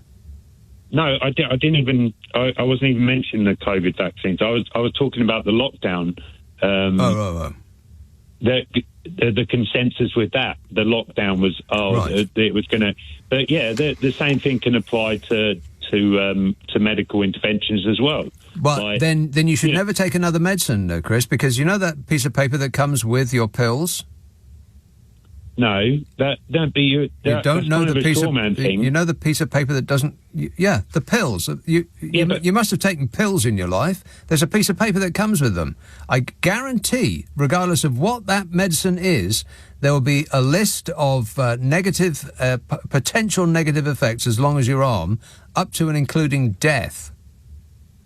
Right. Just because it has affected a very small number of people does not mean to say that medicine is not beneficial to the vast majority. But you can sue that company, can't you, who made it? With a drug. You can't do it with vaccines, so that's a bit different. But I never made that argument. You can.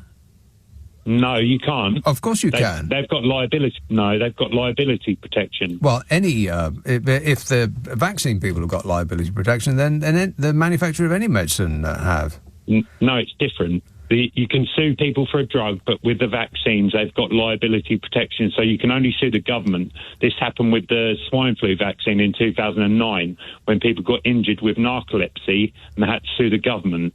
Right. Okay, so some medicines, some medical advances have had negative effects to some people. So at what point do we then lose trust with all medical advance? No, I didn't say that. I didn't say lose trust with all advice. It should just be more open. That's all I'm asking for. But I was just talking about a consensus with lockdown, and I think you. But how did you get onto that, though? When was I talking about lockdown? I didn't get on. Me? No, I didn't. I haven't mentioned lockdown on this show. No, but that's what I mentioned. You started talking about vaccines. I never mentioned vaccines. I talked about a scientific consensus. Right. So presumably the scientific consensus that you initially called in about was the one on climate change. Because I certainly have not talked or discussed or mentioned at all, not even for one solitary second, the lockdown on this show. Hang on. It's generally, I'm talking about a scientific consensus generally regarding climate change. Right, climate change. Okay, but your assertion is that there is no scientific consensus on climate change. But that is not true, because over 99% of scientific papers written about climate change agree. That is a consensus. Right. Yeah, but I said there's no such thing as a scientific consensus. Yes, there is, Chris. Over 99% is a consensus. Well, that's not, look, you can pay anyone to agree with it. That's not a... Hang on a minute. Wait. You're saying that the scientists who say that climate change is a thing have been paid to say that? Nick, don't play games. Look, I'm not playing games. You're all over the shop, Chris. First of all, you introduce lockdowns, which is a subject I haven't talked about since we were in lockdown.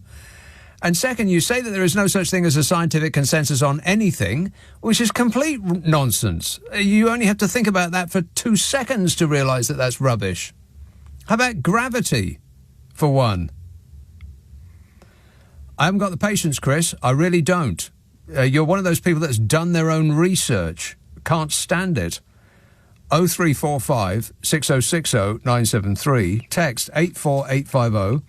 Email nicka@lbc.co.uk. If you're on Twitter, it's at LBC. That science hippie that's on TV, what's his name? He's got the same name as the actor in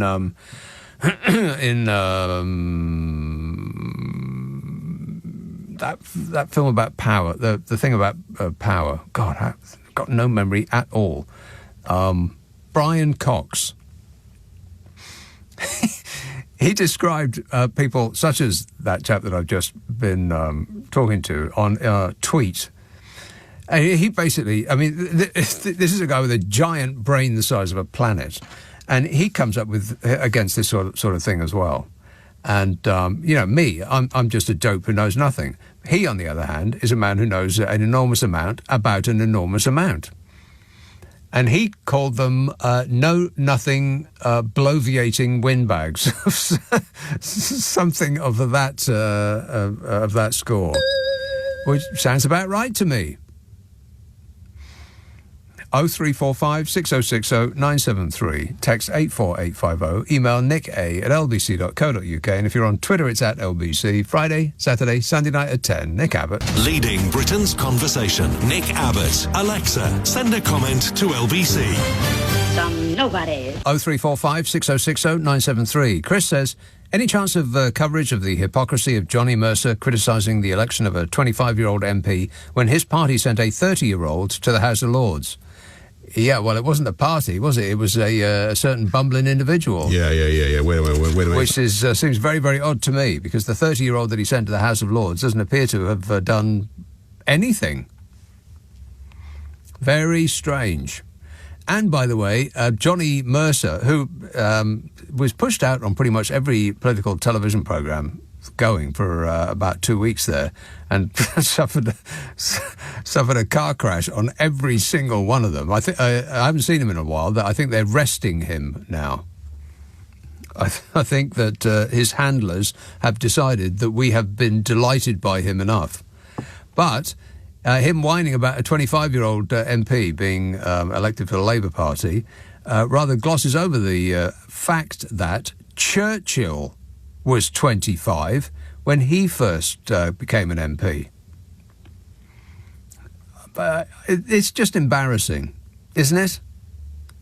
You get to... I was talking about this yesterday. As a young person, you think that those people that are running the country, MPs, prime ministers and so on, they are of a higher intelligence.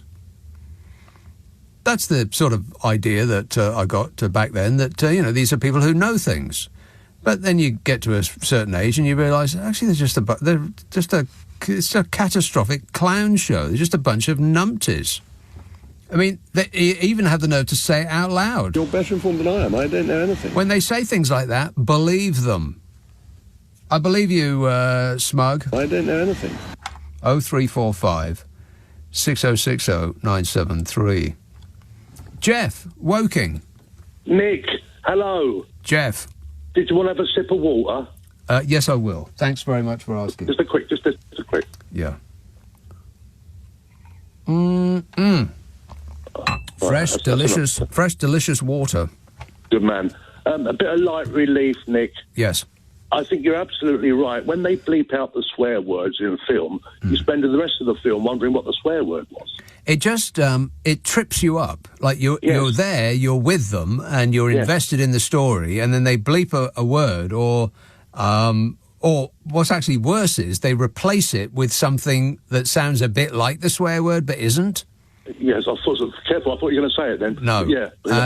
And it just trips you up. It just, it takes you out of the film that you were sort of inside. Yeah. Yeah. Speaking of rock and roll, Nick, you have to remember from an earlier caller, in the early days, it was John, Paul, George and Bev. Yeah. Bev being the drummer in the ELO, so there's the input there. I've still got an LP by Zager and Abbott. I wondered if you'd sign it for me. Zager and Abbott. Now there was in the year. Yeah, but that's 25. not. No, that wasn't Zager and Abbott. That was Zager and Evans. Was it Zager and Evans? Good Evans. Right. Good Evans. Sorry. Yeah. Back in the late '60s, Nick, I went into my local record store and I asked if they had anything by the Doors. They said a fire extinguisher and a bucket of sand. Oh, these are the jokes, folks. Say goodnight, Jeff. Good night, Jeff. 0345 6060 973.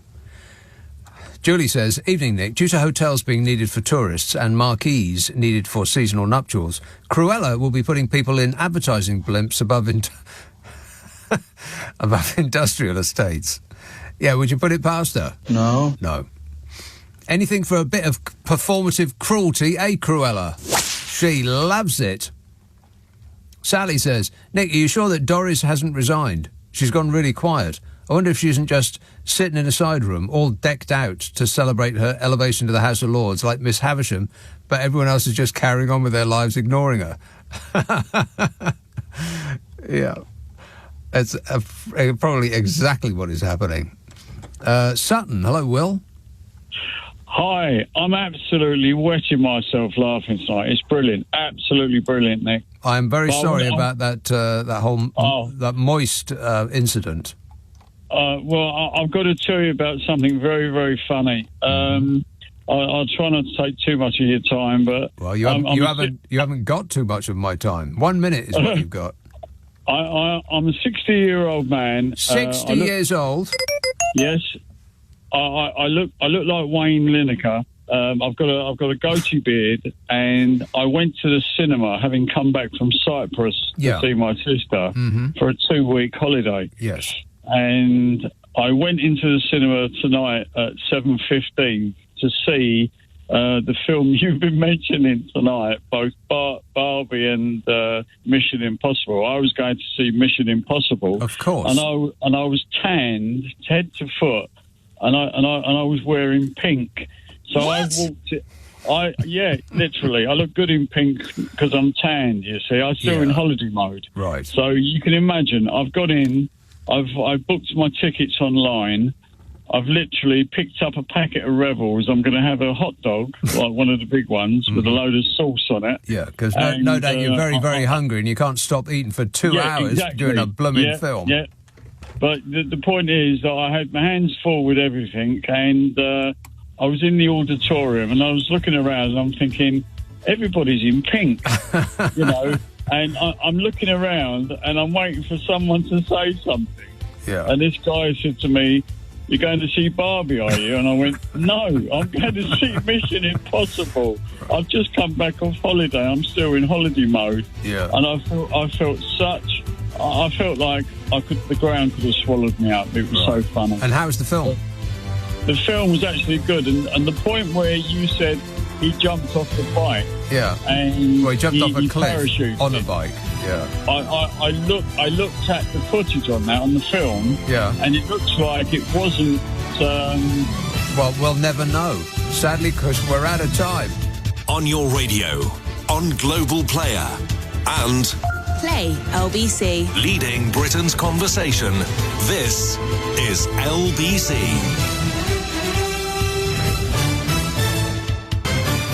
This is LBC from Global, leading Britain's conversation with Nick Abbott. Shut up.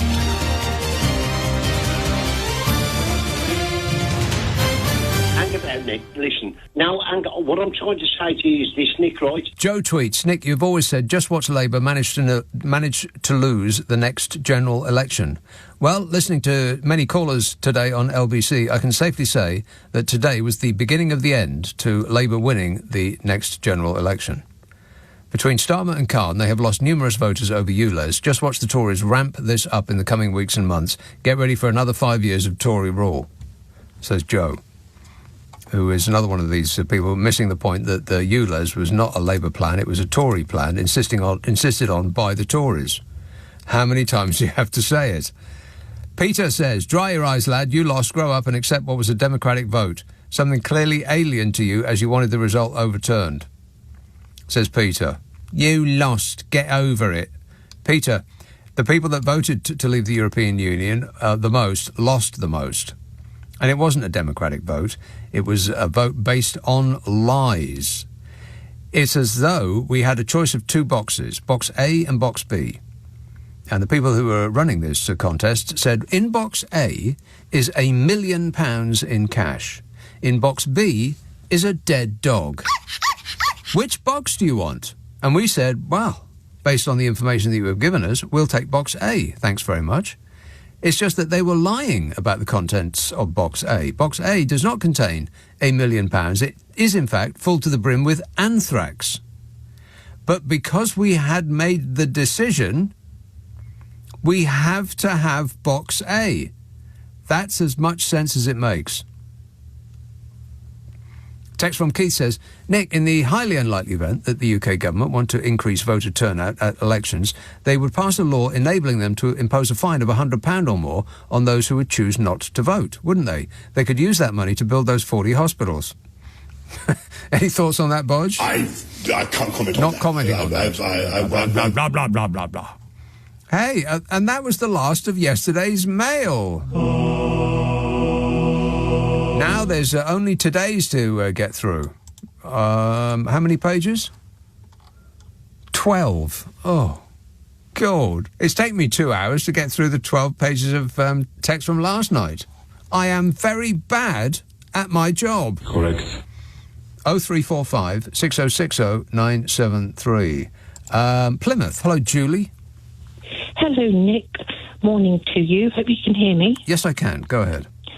Good. I'm going to be a little bit controversial and upset a few of your listeners. Because you haven't had many, not many of the as fair as sex on this morning. And I'm sick of hearing about you there from all these men callers. I'm tired of it. I'm sorry. Well, just on that subject, that bloke that I had before who was whining about, the Labour ULEZ charge, and he was saying that how outrageous a thought it is that my assertion is that all cars in this country should meet that level of emissions. And he said, well, what about the people who live, who drive out in the middle of the countryside, on the Yorkshire Moors, for instance, or in the Highlands of Scotland? And the obvious answer to that is, first of all, why should people suffer bad air anywhere? And second, people don't live up a mountain in Scotland. If they're driving there, they will eventually take their cars back to where they do live. And if they're driving in the middle of nowhere, they don't live in the middle of nowhere. They live in the middle of somewhere. Yes. And I can vouch for that because I used to live in Beckenham and Bromley, and I used to travel up to London weekly and enjoy the wonders, the West End. And I know that all the cars, the traffic, and, you know, all the pollution back then, that's 20 years ago. I've also lived in the middle of the countryside in North Norfolk. I've also lived in Cornwall. I live in Plymouth now, and I live on the seafront opposite the port, but it's going to become a free port, so I think that's going to be not good. But I've never driven. I'm happy to walk and use transport if I, you know. Right. So I'm sick of hearing men not get the point. Have you ever... I'm so sorry. Not all men. I shouldn't say all men. No, men are the problem, mostly. I think if we had to narrow it down, men are the problem, regardless of what the issue at hand is. Yeah, oh, well, yes. Thanks, Nick. Nick, have you ever seen the documentary drama, The Age of Stupid, with Peter Postlethwaite? No. It's really good because, again, it's looking at climate change, and he sort of says it's supposed to be 2055 when he's doing the docudrama. Yeah. And it sort of said in 2008, why didn't humans understand and stop climate change, you know? And we've got to that point, haven't we? I mean, I don't understand how people don't get it. People don't get it because the people are gullible, and we are easily led by a tsunami of propaganda. I mean, it's advertising essentially, and the people who are responsible for the pollution don't want it to stop because that would impact their profits. So they're willing to spend a small fortune to keep a much larger fortune coming in. And as they have all of the money in the world, then they will continue to buy politicians and buy newspapers and buy lobbyists and think tanks and all of the rest of it to persuade the gullible that what they can see with their own eyes is not actually happening. Shall you and I buy a bus and have it put on the side, like, you know, with Brexit? Maybe that will get the gullible on board. What, a diesel bus? Oh, any old bus. Any old bus. If they're not clever enough, well, they won't notice what sort of bus it is. I guess no. Yeah, that's right. But you keep up the good work. All right, please. Thanks a lot, Julie. Cheers, my dear. 0345 6060 973. Derek texts, the TV programme The Ascent of Man is being shown on BBC4 on Sundays. It started last week. Did it? Not a drone in sight, he says. I watched The Ascent of Man when it first came out, and it must have been, I don't know, early 70s. And I was too young to really understand what he was saying. But I do recall being gripped by his presentation style. It's completely different back in the 70s. They made TV programmes for people that actually had an attention span longer than that of a goldfish. My memory is that it would be long periods of a close-up of his face just talking and explaining things, and it was riveting. But these days we don't do that. When was the last time that somebody just talked down the camera and explained something to you for any length of time? They don't do it. First of all, The Ascent of Man was an hour, and they wouldn't make a programme like that lasts an hour anymore. It would be a half an hour, at most. Well, they wouldn't actually make it. They wouldn't make that programme anymore. But second, it would have music go in the background all the way through, and there'd be, like he says, drones. There'd be swooping camera shots, and the presenter would be running or skating or riding a bicycle towards the camera while pontificating about whatever it is. And they'd dress up in funny clothes, and they'd be making jokes, and and there'd be special effects and all of the rest of it, just to stop you being bored from having somebody explain something to you. The stupidification of the human race continues apace. People used to be able to sit there and pay attention in the 1970s. Today, you just can't. And it's the examples are everywhere. Panorama used to be an hour-long programme of seriousness. Now it's like a blooming video. It's like a pop video. It lasts a half an hour and is continuously backed by music all the way through. Some presenter will be waving their arms around for no apparent reason whatsoever, just to stop your eyes from drifting elsewhere. We have actually become more stupid. I firmly believe that is true. Nobody reads anything anymore. Books are pretty much a thing of the past for most people. I know they are for me. Everybody watches videos. People used to watch like hour-long videos. Now, kids don't even do that. They sit on their computer all day watching 30-second videos. People used to listen to an album from the start to the end. Now, they don't even listen to one track from the start to the end. They listen to the front part of it, and they think, they look down if you like that, you'll like this list, and think, oh, I'll try that. And so it's just a succession of unsatisfying clips of things. I don't think any of it's positive for the human race, really. I mean, would the world miss us if we were gone? No. I don't think so, no. 03, it's like we've had our chance and we blew it. 0345 6060 973. But if that is true, if they are in fact repeating the ascent of man, then I would recommend that you watch it. I'm gonna set my machine to record it right now, as a matter of fact, in case I forget. But if they started last week already, then hopefully it's still available on catch up. It's the most impressive series I think I've ever seen. It's as well made as the World at War, but not remotely as depressing. I mean, there's some parts of the World at War that I tried to watch, but I just couldn't. In fact, just that, and I'm thinking about the music now, and it's creating an emotional response in me. It's a place that I don't want to go to, so let's not. Let's think happy thoughts. Leading Britain's conversation, Nick Abbot. Alexa, send a comment to LBC. I just want to tell you all how happy I am to be back in the studio, making a picture again. It's a radio show, dear. Text and emails. Tom says, I just love this show because it winds up my pro-Tory brother to such an extent that he threatens to throw the radio out the window and says that Mog is the only one saving our tradition. My view... What, with that act of his? Please. Ahmed says, I just can't get myself to call Rees-Mogg by his title, sir. It just doesn't seem right. No, it doesn't. Particularly for somebody who knows as little as he does. You're better informed than I am. I don't know anything. Martin says, how dark it is outside now. This presumably from a while ago. He says, I am extremely disappointed in this summer. I want my money back. P.S. I'm off to Spain next week for a wee holiday. Well, maybe some parts of it won't be on fire, Martin. Best of luck with that. 0345 6060 973. Reading, Daniel. Hey, how you doing, Nick? Good, thanks.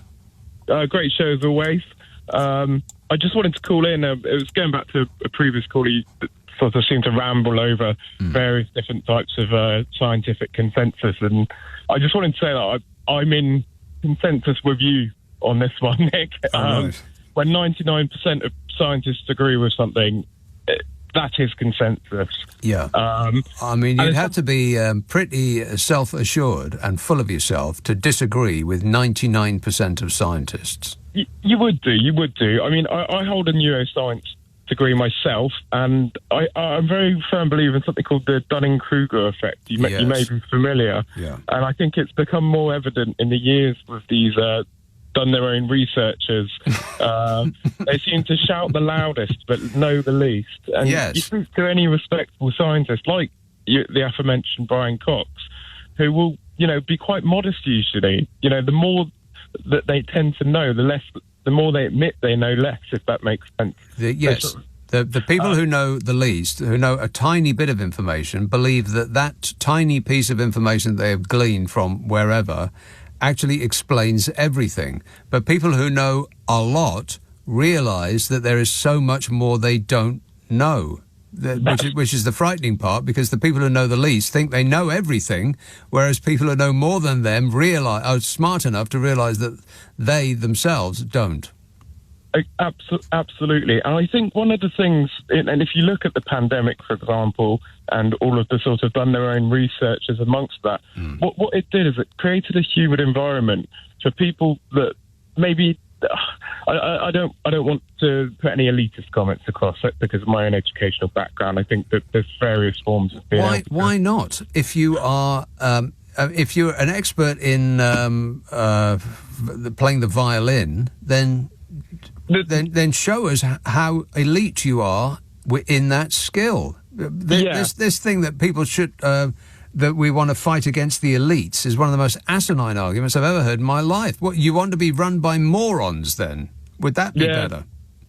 No, I do agree with you there. I think what the pandemic did is it created a humid environment for people who maybe have felt like they've sort of underachieved intellectually in life to suddenly have a niche bit of information that makes them intellectually superior to all of those that they've maybe felt, belittled by before. Right. They suddenly have this exclusive bit of information, and it puts them in this real. Suddenly, they've jumped from where they were before to knowing more than Brian Cox on, astrology and and the origin of the universe. And it's just amazing how confident and that's exactly what the Dunning-Kruger effect is. They're confident, they're loud, they shout the loudest. To quote Michael Gove, we've had enough of experts.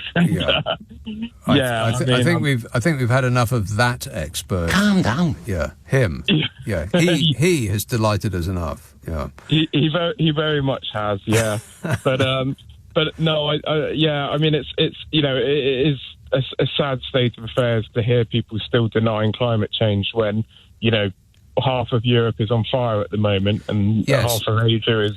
But take heart from the fact that 3/4 of the public who were polled recently stated that they do believe in climate change, they do think that humans are responsible, and they do think that we should be doing more about it. 3/4. It's just that you don't hear from them. You just hear from the tiny minority of people who are yelling their face off through their various right-wing media channels. Yeah, I absolutely agree with you there. So to keep that in mind, and don't let the dribbling idiots bring you down.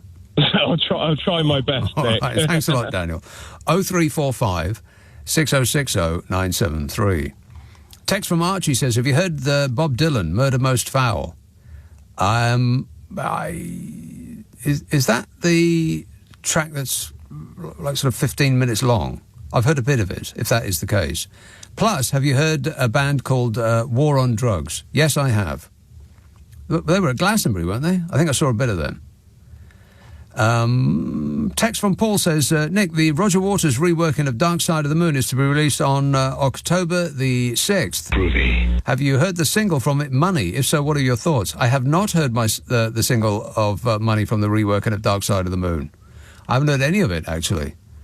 So I don't have any thoughts other than the instinctual feeling that nobody should be messing with Dark Side of the Moon, which, in my opinion, is the best album ever made. On the other hand, if anybody's going to be should do it, then it should be the bloke who wrote it, Roger Waters. I mean, it's his blooming album; he can do whatever he wants with it. But releasing a remixed, redone version of it, of course, does not take away anything from the original. Yeah, why not have another go at it? Why not? 0345 6060 973. Have I done the break in this hour? And I look through there and it's an empty room. That is alarming. Hang on a minute. That's just a check. So that's the one at the break. Yep, I am up to speed. Middlewich, Peter. Hi, I'm a bit dithery in my voice because of some of the things that have been said tonight. And You're a bit what with your voice? a bit. It's a bit dithery because Dithery? I'm so cross. Oh. Yeah, like wobbly. Oh, I see. Do I sound okay? 71 years old. Yeah. Hey, now listen. I think what's happened. How it happened that you mentioned the Ascent of Man. It was Jacob Bronowski. Now, that was the most fantastic programme, and you've got to advise everybody on that because there's one particular part, and it takes you almost to Brexit. And he's in Don't say the concentration camp. All right, I won't do. Were you about to say that? I was going to say that it was yes, I was, so I won't. Right. But I do recall that. It's one of the most striking pieces of television I've ever seen. Yeah. That's right. He doesn't dwell on it. It's not like that episode in the Second World War thing that I mentioned earlier. What was that called? The World at War. World at War. Yeah, it's not like that. The entire episode of the World at War, which you see something and you can't unsee it. I've just, as I said that, I'm replaying in my mind that clip, and I'm not going to describe it. Of when they went into Belsen or whichever one it was, and. I couldn't look away from the TV fast enough, and then that image has stuck with me ever since, to the point that I can virtually see it as I'm speaking to you. So it's not that bad if you are concerned that you're going to see something that you don't really want to, but it's very, very emotional. But the whole series of programmes, The Ascent of Man, is one of the best television series ever made. And you know why? Because it joins up all the spots. And I think there's lots of dots in history. And he actually pulls everything together. I wasn't even going to talk about this, and I don't want to, because I want to something in Brexit and how it goes back a little bit. A lady, I was having a date, and she invited me to a party. And there was 20-odd people there, all around about 55, 65. Yeah. And she stood up, and it was when the Brexit thing was going on. I never expected, the first time I'd ever been, and she'd invited me to this party. And she stood up and she said, my father said we've all got to vote for Brexit because we didn't win the war to give the power back to the Germans. Right. Can you imagine it? So I had to stand up. I didn't even want to. I didn't know any of them. I said, my father came from Poland, so he would have been probably the equivalent of a boatman now, I suppose. He was running away from Warsaw. Yeah. He used to fix Merlins. And the engines. And also the women used to work the aeroplanes, the engines, Spitfires. Yeah. So he used to do that. But so he was an immigrant. He had 3 kids, and we've all done pretty well. But this triple lock thing, I think that the older people... We're talking about pensions now. Yeah, because it goes back to that time talking about making a point of this and a point of that. Those people that are now getting triple lock, they deserve it. And they deserve it because they were in the war, a lot of them. The women used to work in the fields to pick the vegetables. The English women, we sent back the Poles and everybody else, and nobody in the Parliament ever said, we had a world war and we were all together to protect the whole of Europe.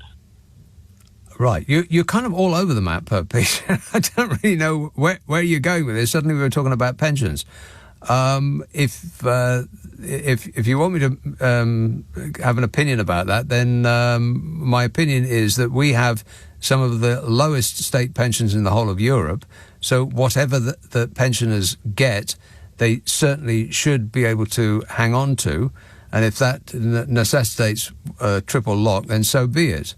I mean, it should be more than that. You shouldn't have to scrabble around as a pensioner, having done the right thing and been a hard-working citizen all your life, to then be scrabbling around, not sure that you'll be able to pay the bills at the end of the month. What kind of a blooming country is this, for crying out loud? But other than that, Peter, I don't know where we were going. But we certainly started with The Ascent of Man. And I'll say it again. If it is true that it is on Sundays, tomorrow, or later today, I guess, on BBC 4, then you should put a tape across it, digital or otherwise, and you can thank me later. No, wait. I've changed my mind. You can thank me now. Appreciate it. Thank you. 0345 6060 973. Thanks, Peter. This says, text from Chris. Nick, I hope the government is listening to you tonight, as I would like them to negotiate with the rail unions to bring it to a close. They still have my support. Who? The government or the rail unions? He says, P.S. I think scrapping the one-day London train travel card is a bad idea, as surely we want people to use public transport instead of cars. They're scrapping the one-day London travel card. What are they doing that for? What do they want to do that for? Let me see. I'll have to get through some of these, because otherwise it would be embarrassing. Andrew emails, how do scientists know the Earth's temperature millions of years ago? They don't. Exclamation mark. The Earth is only 6,000 years old and it's flat. Keep up. Oh, I see. Sarcasm. I assume. 0345 6060 973. Text 84850. Email nicka@lbc.co.uk. If you're on Twitter, it's at LBC. Friday, Saturday, Sunday night at 10. Nick Abbott. This is LBC with Nick Abbott. Call 0345 6060 973. Tweet at LBC. Text 84850. And I can't stand him. 0345 6060 973. Pauline emails, if you haven't already, look at the tweet put up by 30p Lee. The one about his son at uni. Are these clowns for real? You really couldn't make this stuff up, says Pauline.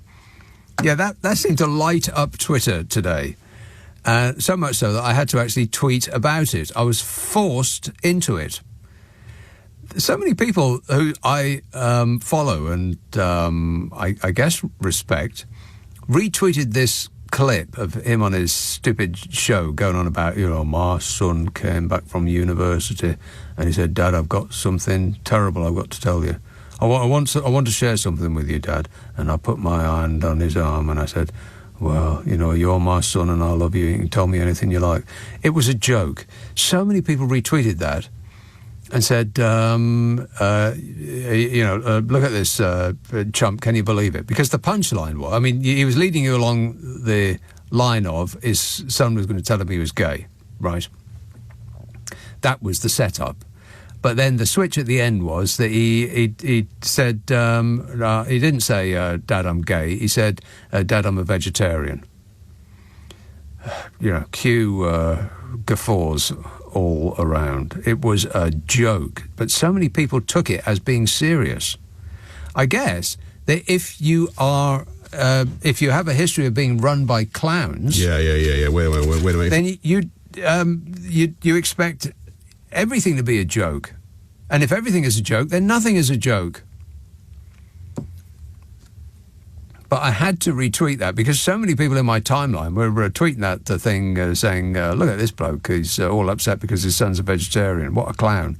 It was a joke. We're being run by comedians now. Was Ken Dodd not available? Text from Martin says, now that the government are going to keep asylum seekers in tents, what's the chance of Baroness Moan and Nick Hancock's pub landlord suddenly going into the camping supplies business? Yeah, quite high, I would think, yeah. Email from Nige says, it's my 58th birthday today and I just found out that I share my birthday with Mussolini. To make me feel better, please can I have a do, which I assume you mean is this. No, you can't. You can have this instead. You're welcome. Tooting. Hello, Jan. Oh, hi. Good evening, Nick. Jan. Yeah, it's been quite a grim. Well, the news is very grim. Let's put it that way. Terrible. Yeah. Have you heard how much? Have you heard how much booze they drank in the House of Commons last year? Last year, not now. I think they're on holiday now, aren't they? Yeah, for like 6 weeks or something. The country is doing so well that they've decided they can take a holiday for 6 blooming weeks. What? They've avoided the infernos, though, I think. Well, that's why no one's warning people not to go to these places where they're the infernos. You'd think. Anyway, but, I was ringing up about, it's grim. I mean, it's grim when... I'll talk about the alcohol in a second, by the way. Yeah, so I was ringing up about 2 things that cheered me up. Couple of that things. I found. One thing that kind of tickled me and another that cheered me up. Yes. And then in the face of, say, for instance, some of the surveys, like the ones that they had something like that young people responding to how the world is today. Yeah. Like half of 18 to 30-year-olds depressed don't want to start a family. But I mean, it's not just cost of living or not being able to have property. I mean, they just don't want to bring children up into a world like this, and who can blame them? Yeah, and there's some very interesting figures, surveys out, and that's one of them. And then the deniers of the climate change, when it's staring us in the face, you know what I mean? Well, they have to shout ever louder in order to, A, cover up their ignorance, because the louder you shout, the less people are inclined to disagree with you, and to actually persuade themselves that what they can see with their own eyes isn't happening. But they're not going to be the majority, though, that are going to decide the elections. Keep this in mind. You are part of the majority. It's just the majority doesn't make as much noise as this frenetic minority.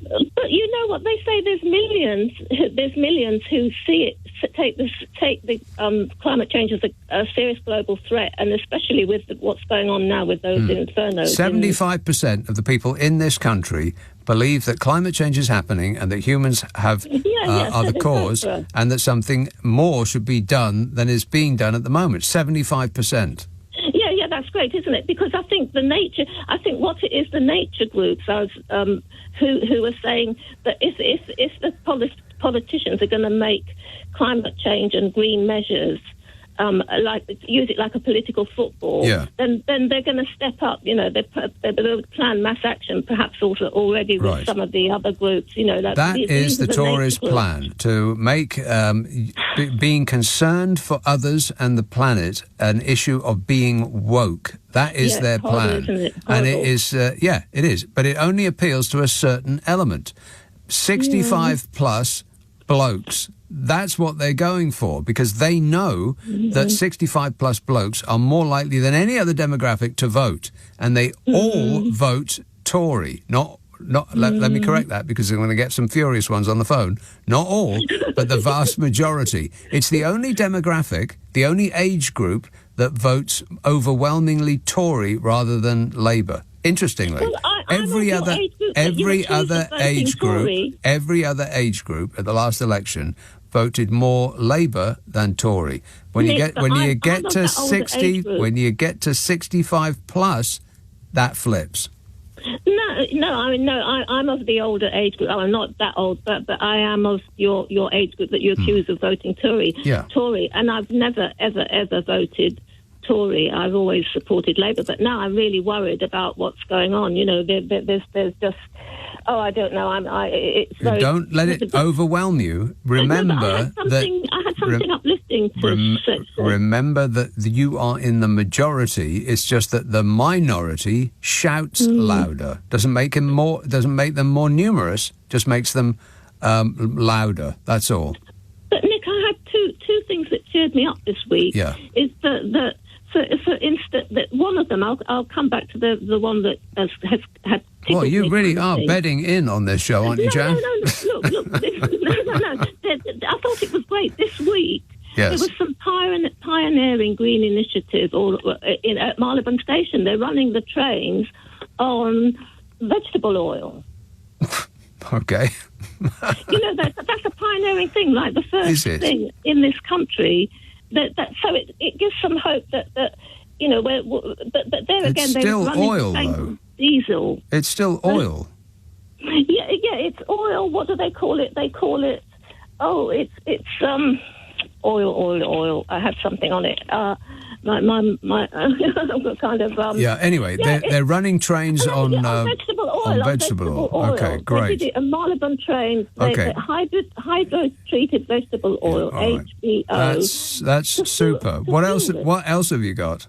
No, this is funny. I mean, it's serious but funny that it says that a hiker in the States was he was alone. Yes, he's from Edinburgh. He's hiking along one of the trails in California when he encountered a bear. But when he was playing loudly on his backpack, the speaker he was playing some news, Scottish news, and then he saw in front of him this bear was coming his way. But the moment that I had to listen to his voice to hear why Raymond Mears, a Scottish comedian, would have frightened the bear off. Maybe it's just written funny that it was the bros. You had to be there? Yeah. Okay, all right. I got to go. Thanks, Jan. 0345 6060 973. And I have no idea either. Pauline emails, if you haven't read that one. Text from Martin says, now the government are going to keep asylum seekers in. No, I've read that one. I'm ahead of myself. John via your stupid smart speaker says, Nick, police constables in England and Wales are saying that they will investigate crimes where there is a reasonable lead. However, who decides what is a reasonable lead? Wouldn't it be unreasonable to expect a police officer to get off his backside and go out and investigate? Yeah, John, you're falling into the trap of blaming an institution that has been defunded by the government for not being able to cope with that defunding. It's the trick that they played with pretty much everything. They play it with the NHS right now. The NHS has been defunded over the last 13 years, as has the police and local councils and pretty much every other institution of state. And then the Tory party blame that institution for its failure, which they have engineered. And it's a trick they pull over and over and over again. And they do it because people are gullible enough to believe what the government says. Oh, it's the local councils. They're an absolute shower because they closed your library and your swimming pool, and they're not taking care of people in the community anymore. Well, the reason they're not doing that is because the government has dried up their funds. And no other reason. That's it. It's a cute trick they play again and again, like it's a game to them.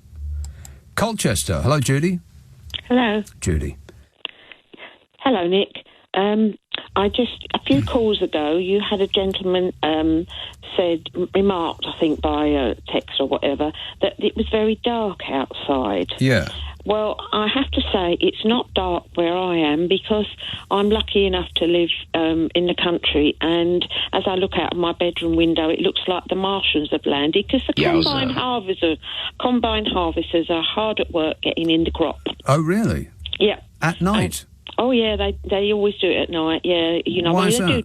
Well, because they need to get it in while it's dry, as best they can. You can't afford to wait, for the weather to be certain. So they work when they can, and then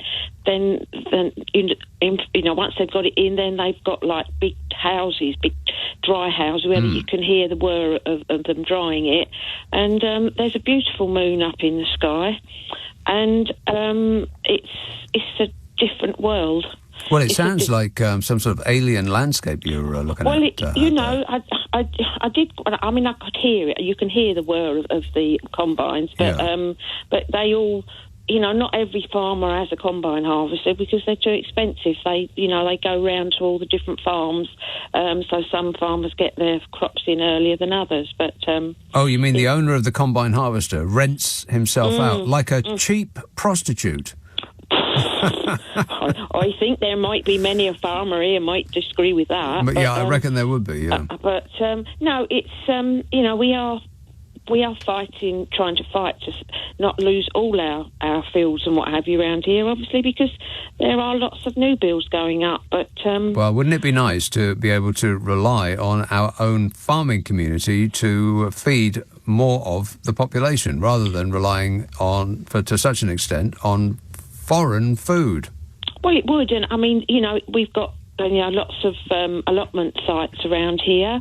So there is a lot of obviously a lot of people on the allotments, and that's not a very efficient use of land, though. I mean, I'm all for it, but if you could just use it as one big field, then you'd get more crop out of it. But I'm all for allotments. I think that's a good idea. It's just not a very efficient use of land, but I think they should carry on. Well, I mean, you say that, but I mean, it's obviously the produce that people grow, it does get used. You'll find them be outside different people's houses, so people can help themselves. And then people can help themselves. Well, yeah. I mean, if they want to put some money in a pot for one of the charities in the village, then so be it. But we do have in September, beginning of September every year, we have our village show. And that is literally the old-fashioned, the biggest onion, the best carrot. So it's, what can I say, in a world and a country that is deemed, be done with problems and angst and unhappiness and what have you. Yeah. It is just... It's a little shining light of loveliness. It does sound nice. Well, it is nice, and I don't take it for granted. I know I'm very fortunate to be where I am, and there's still a lot of good out there still, Nick. There are a lot of people. Yes, quite right. I mean, yesterday I was a bit just like being subsumed by all this negativity in the news. I just thought I'm up to my limit with this. But remember, we are winning. Those people are losing. That's why they're shouting ever louder and flailing their arms around in fury. So keep that in mind, Judy. Yeah, I do. As I say, and I love listening to my LBC, as you well know.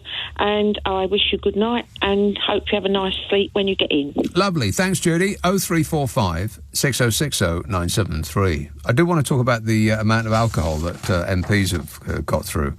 I mean, this figure comes out every year, but it doesn't make it any less surprising. Good grief. So I'll come to that in a minute. 0345 6060 973. Nick Abbott. This is LBC with Nick Abbott. Call 0345 6060 973. Text 84850. Alexa, send a comment to LBC. Come on, we're running late. 0345 6060 973. James tweets, climate change deniers must either have no families or children or grandchildren, or don't give a damn about their own families' futures. In both cases, it's obvious that they have more interest in their personal wealth than in the health and the future of the next generation. Yeah, that's about right. Can't argue with you there. David tweets, Nick Abbott, you know nothing about climate change. Check the sun on NASA. Earth receives in 1 hour from sun energy all humans put together in a year. Brackets, quintillions of joules. Joules. So, if the temperature of the sun increases a little, you can empty the Earth, it will make no difference! !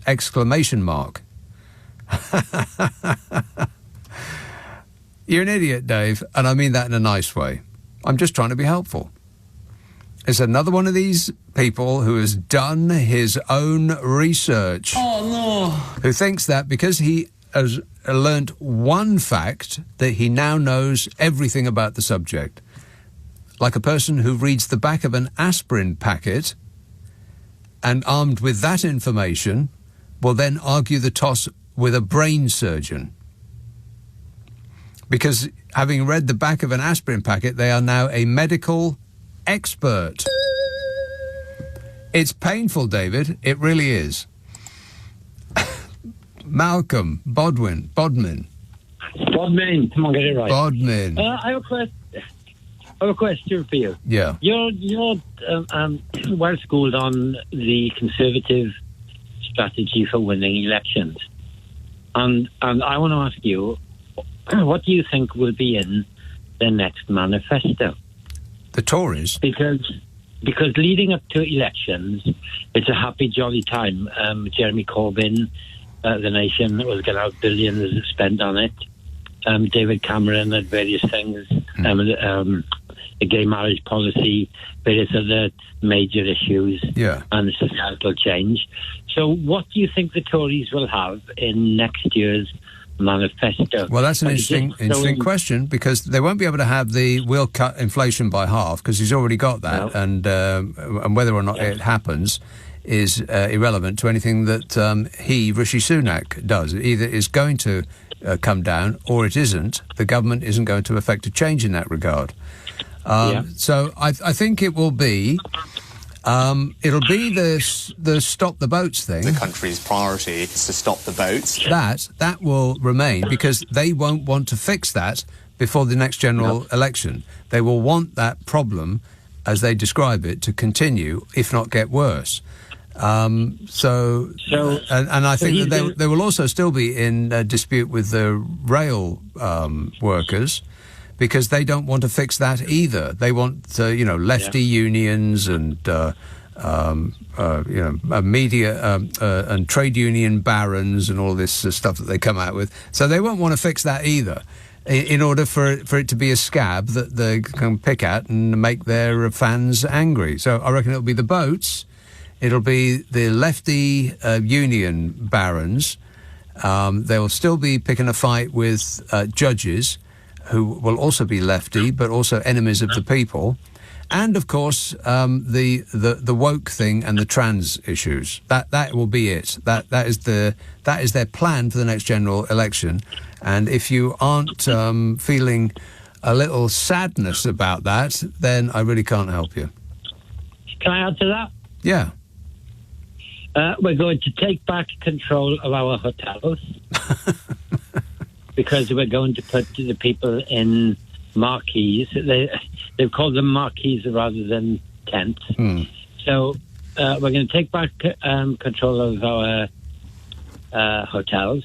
We're going to have a range of sightseeing sites off the British coast, namely barges full of the former residents of said hotels. Yeah. But then, to add to their woes, in October we've got the removal of all the sort of short-term easing of EU regulation. Yeah. So all of the regulation that we haven't even seen or heard of yet. Yes, that's right. Kicked in October.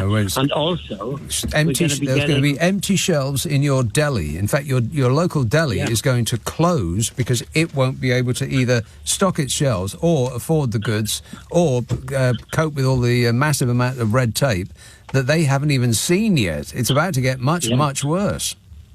Yeah. And to contrast that, the Labour Party manifesto will have I think it'll have a lot more pleasing stuff than the Tory one, because, like I said, manifestos, Nick, normally they're meant to be uplifting.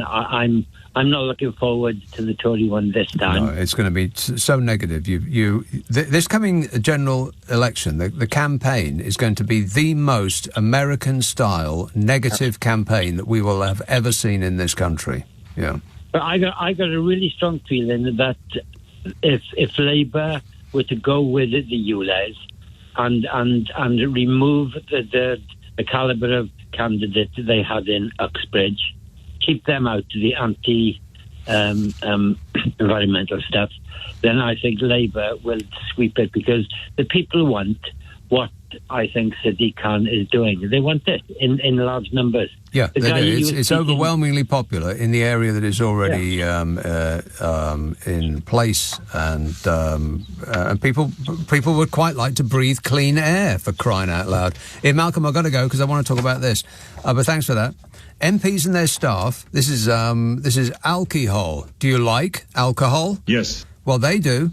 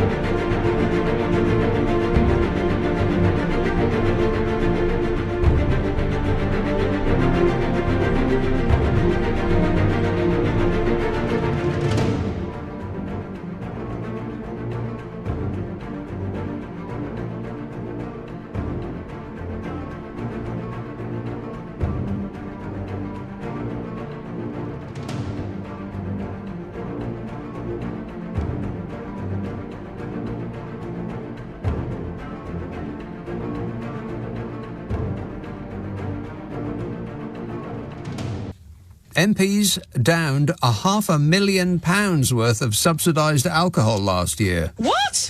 Yeah, £500,000. 50,000 pints, 16,000 bottles of red, 8,500 bottles of white, produced a grand total of £498,951 subsidised by you. You're paying for it, but you can't have any, so don't ask. The 365 days of drinking took place in the year that saw 3 Prime Ministers in number 10, with Liz Truss breaking records for the shortest term in office of 49 days. But not short enough, eh, Liz? Absolutely. These revelations come as Westminster is considering a booze ban for MPs, following a number of behaviour problems linked to alcohol.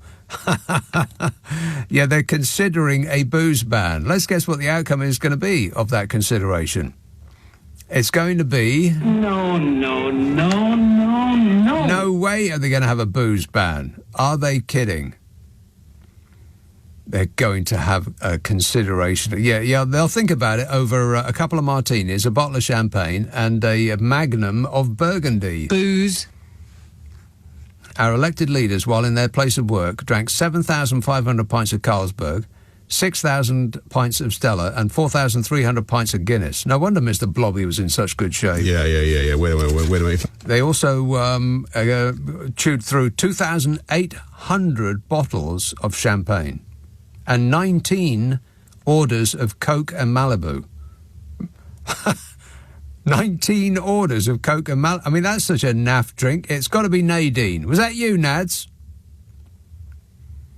MPs have got 8 restaurants and bars inside the Westminster estate, with some of them exclusive to elected politicians only. I mean, you've got to have a breath test if you drive a car badly. How come these people get a pass when they drive the whole country into a ditch? But they're worth every penny, though, no? No. What a way to run a country, eh? Dreadful. Country, eh? Dreadful. Country, eh? Dreadful. Country, eh? Dreadful. Country, eh? Dreadful. Country, eh? Dreadful. Country, eh? Dreadful. Country, eh? Dreadful. Country, eh? Dreadful. Country, eh? Dreadful. Country, eh? Dreadful. Country, eh? Dreadful. Country, eh? Dreadful. Country, eh? Dreadful. Country, eh? Dreadful.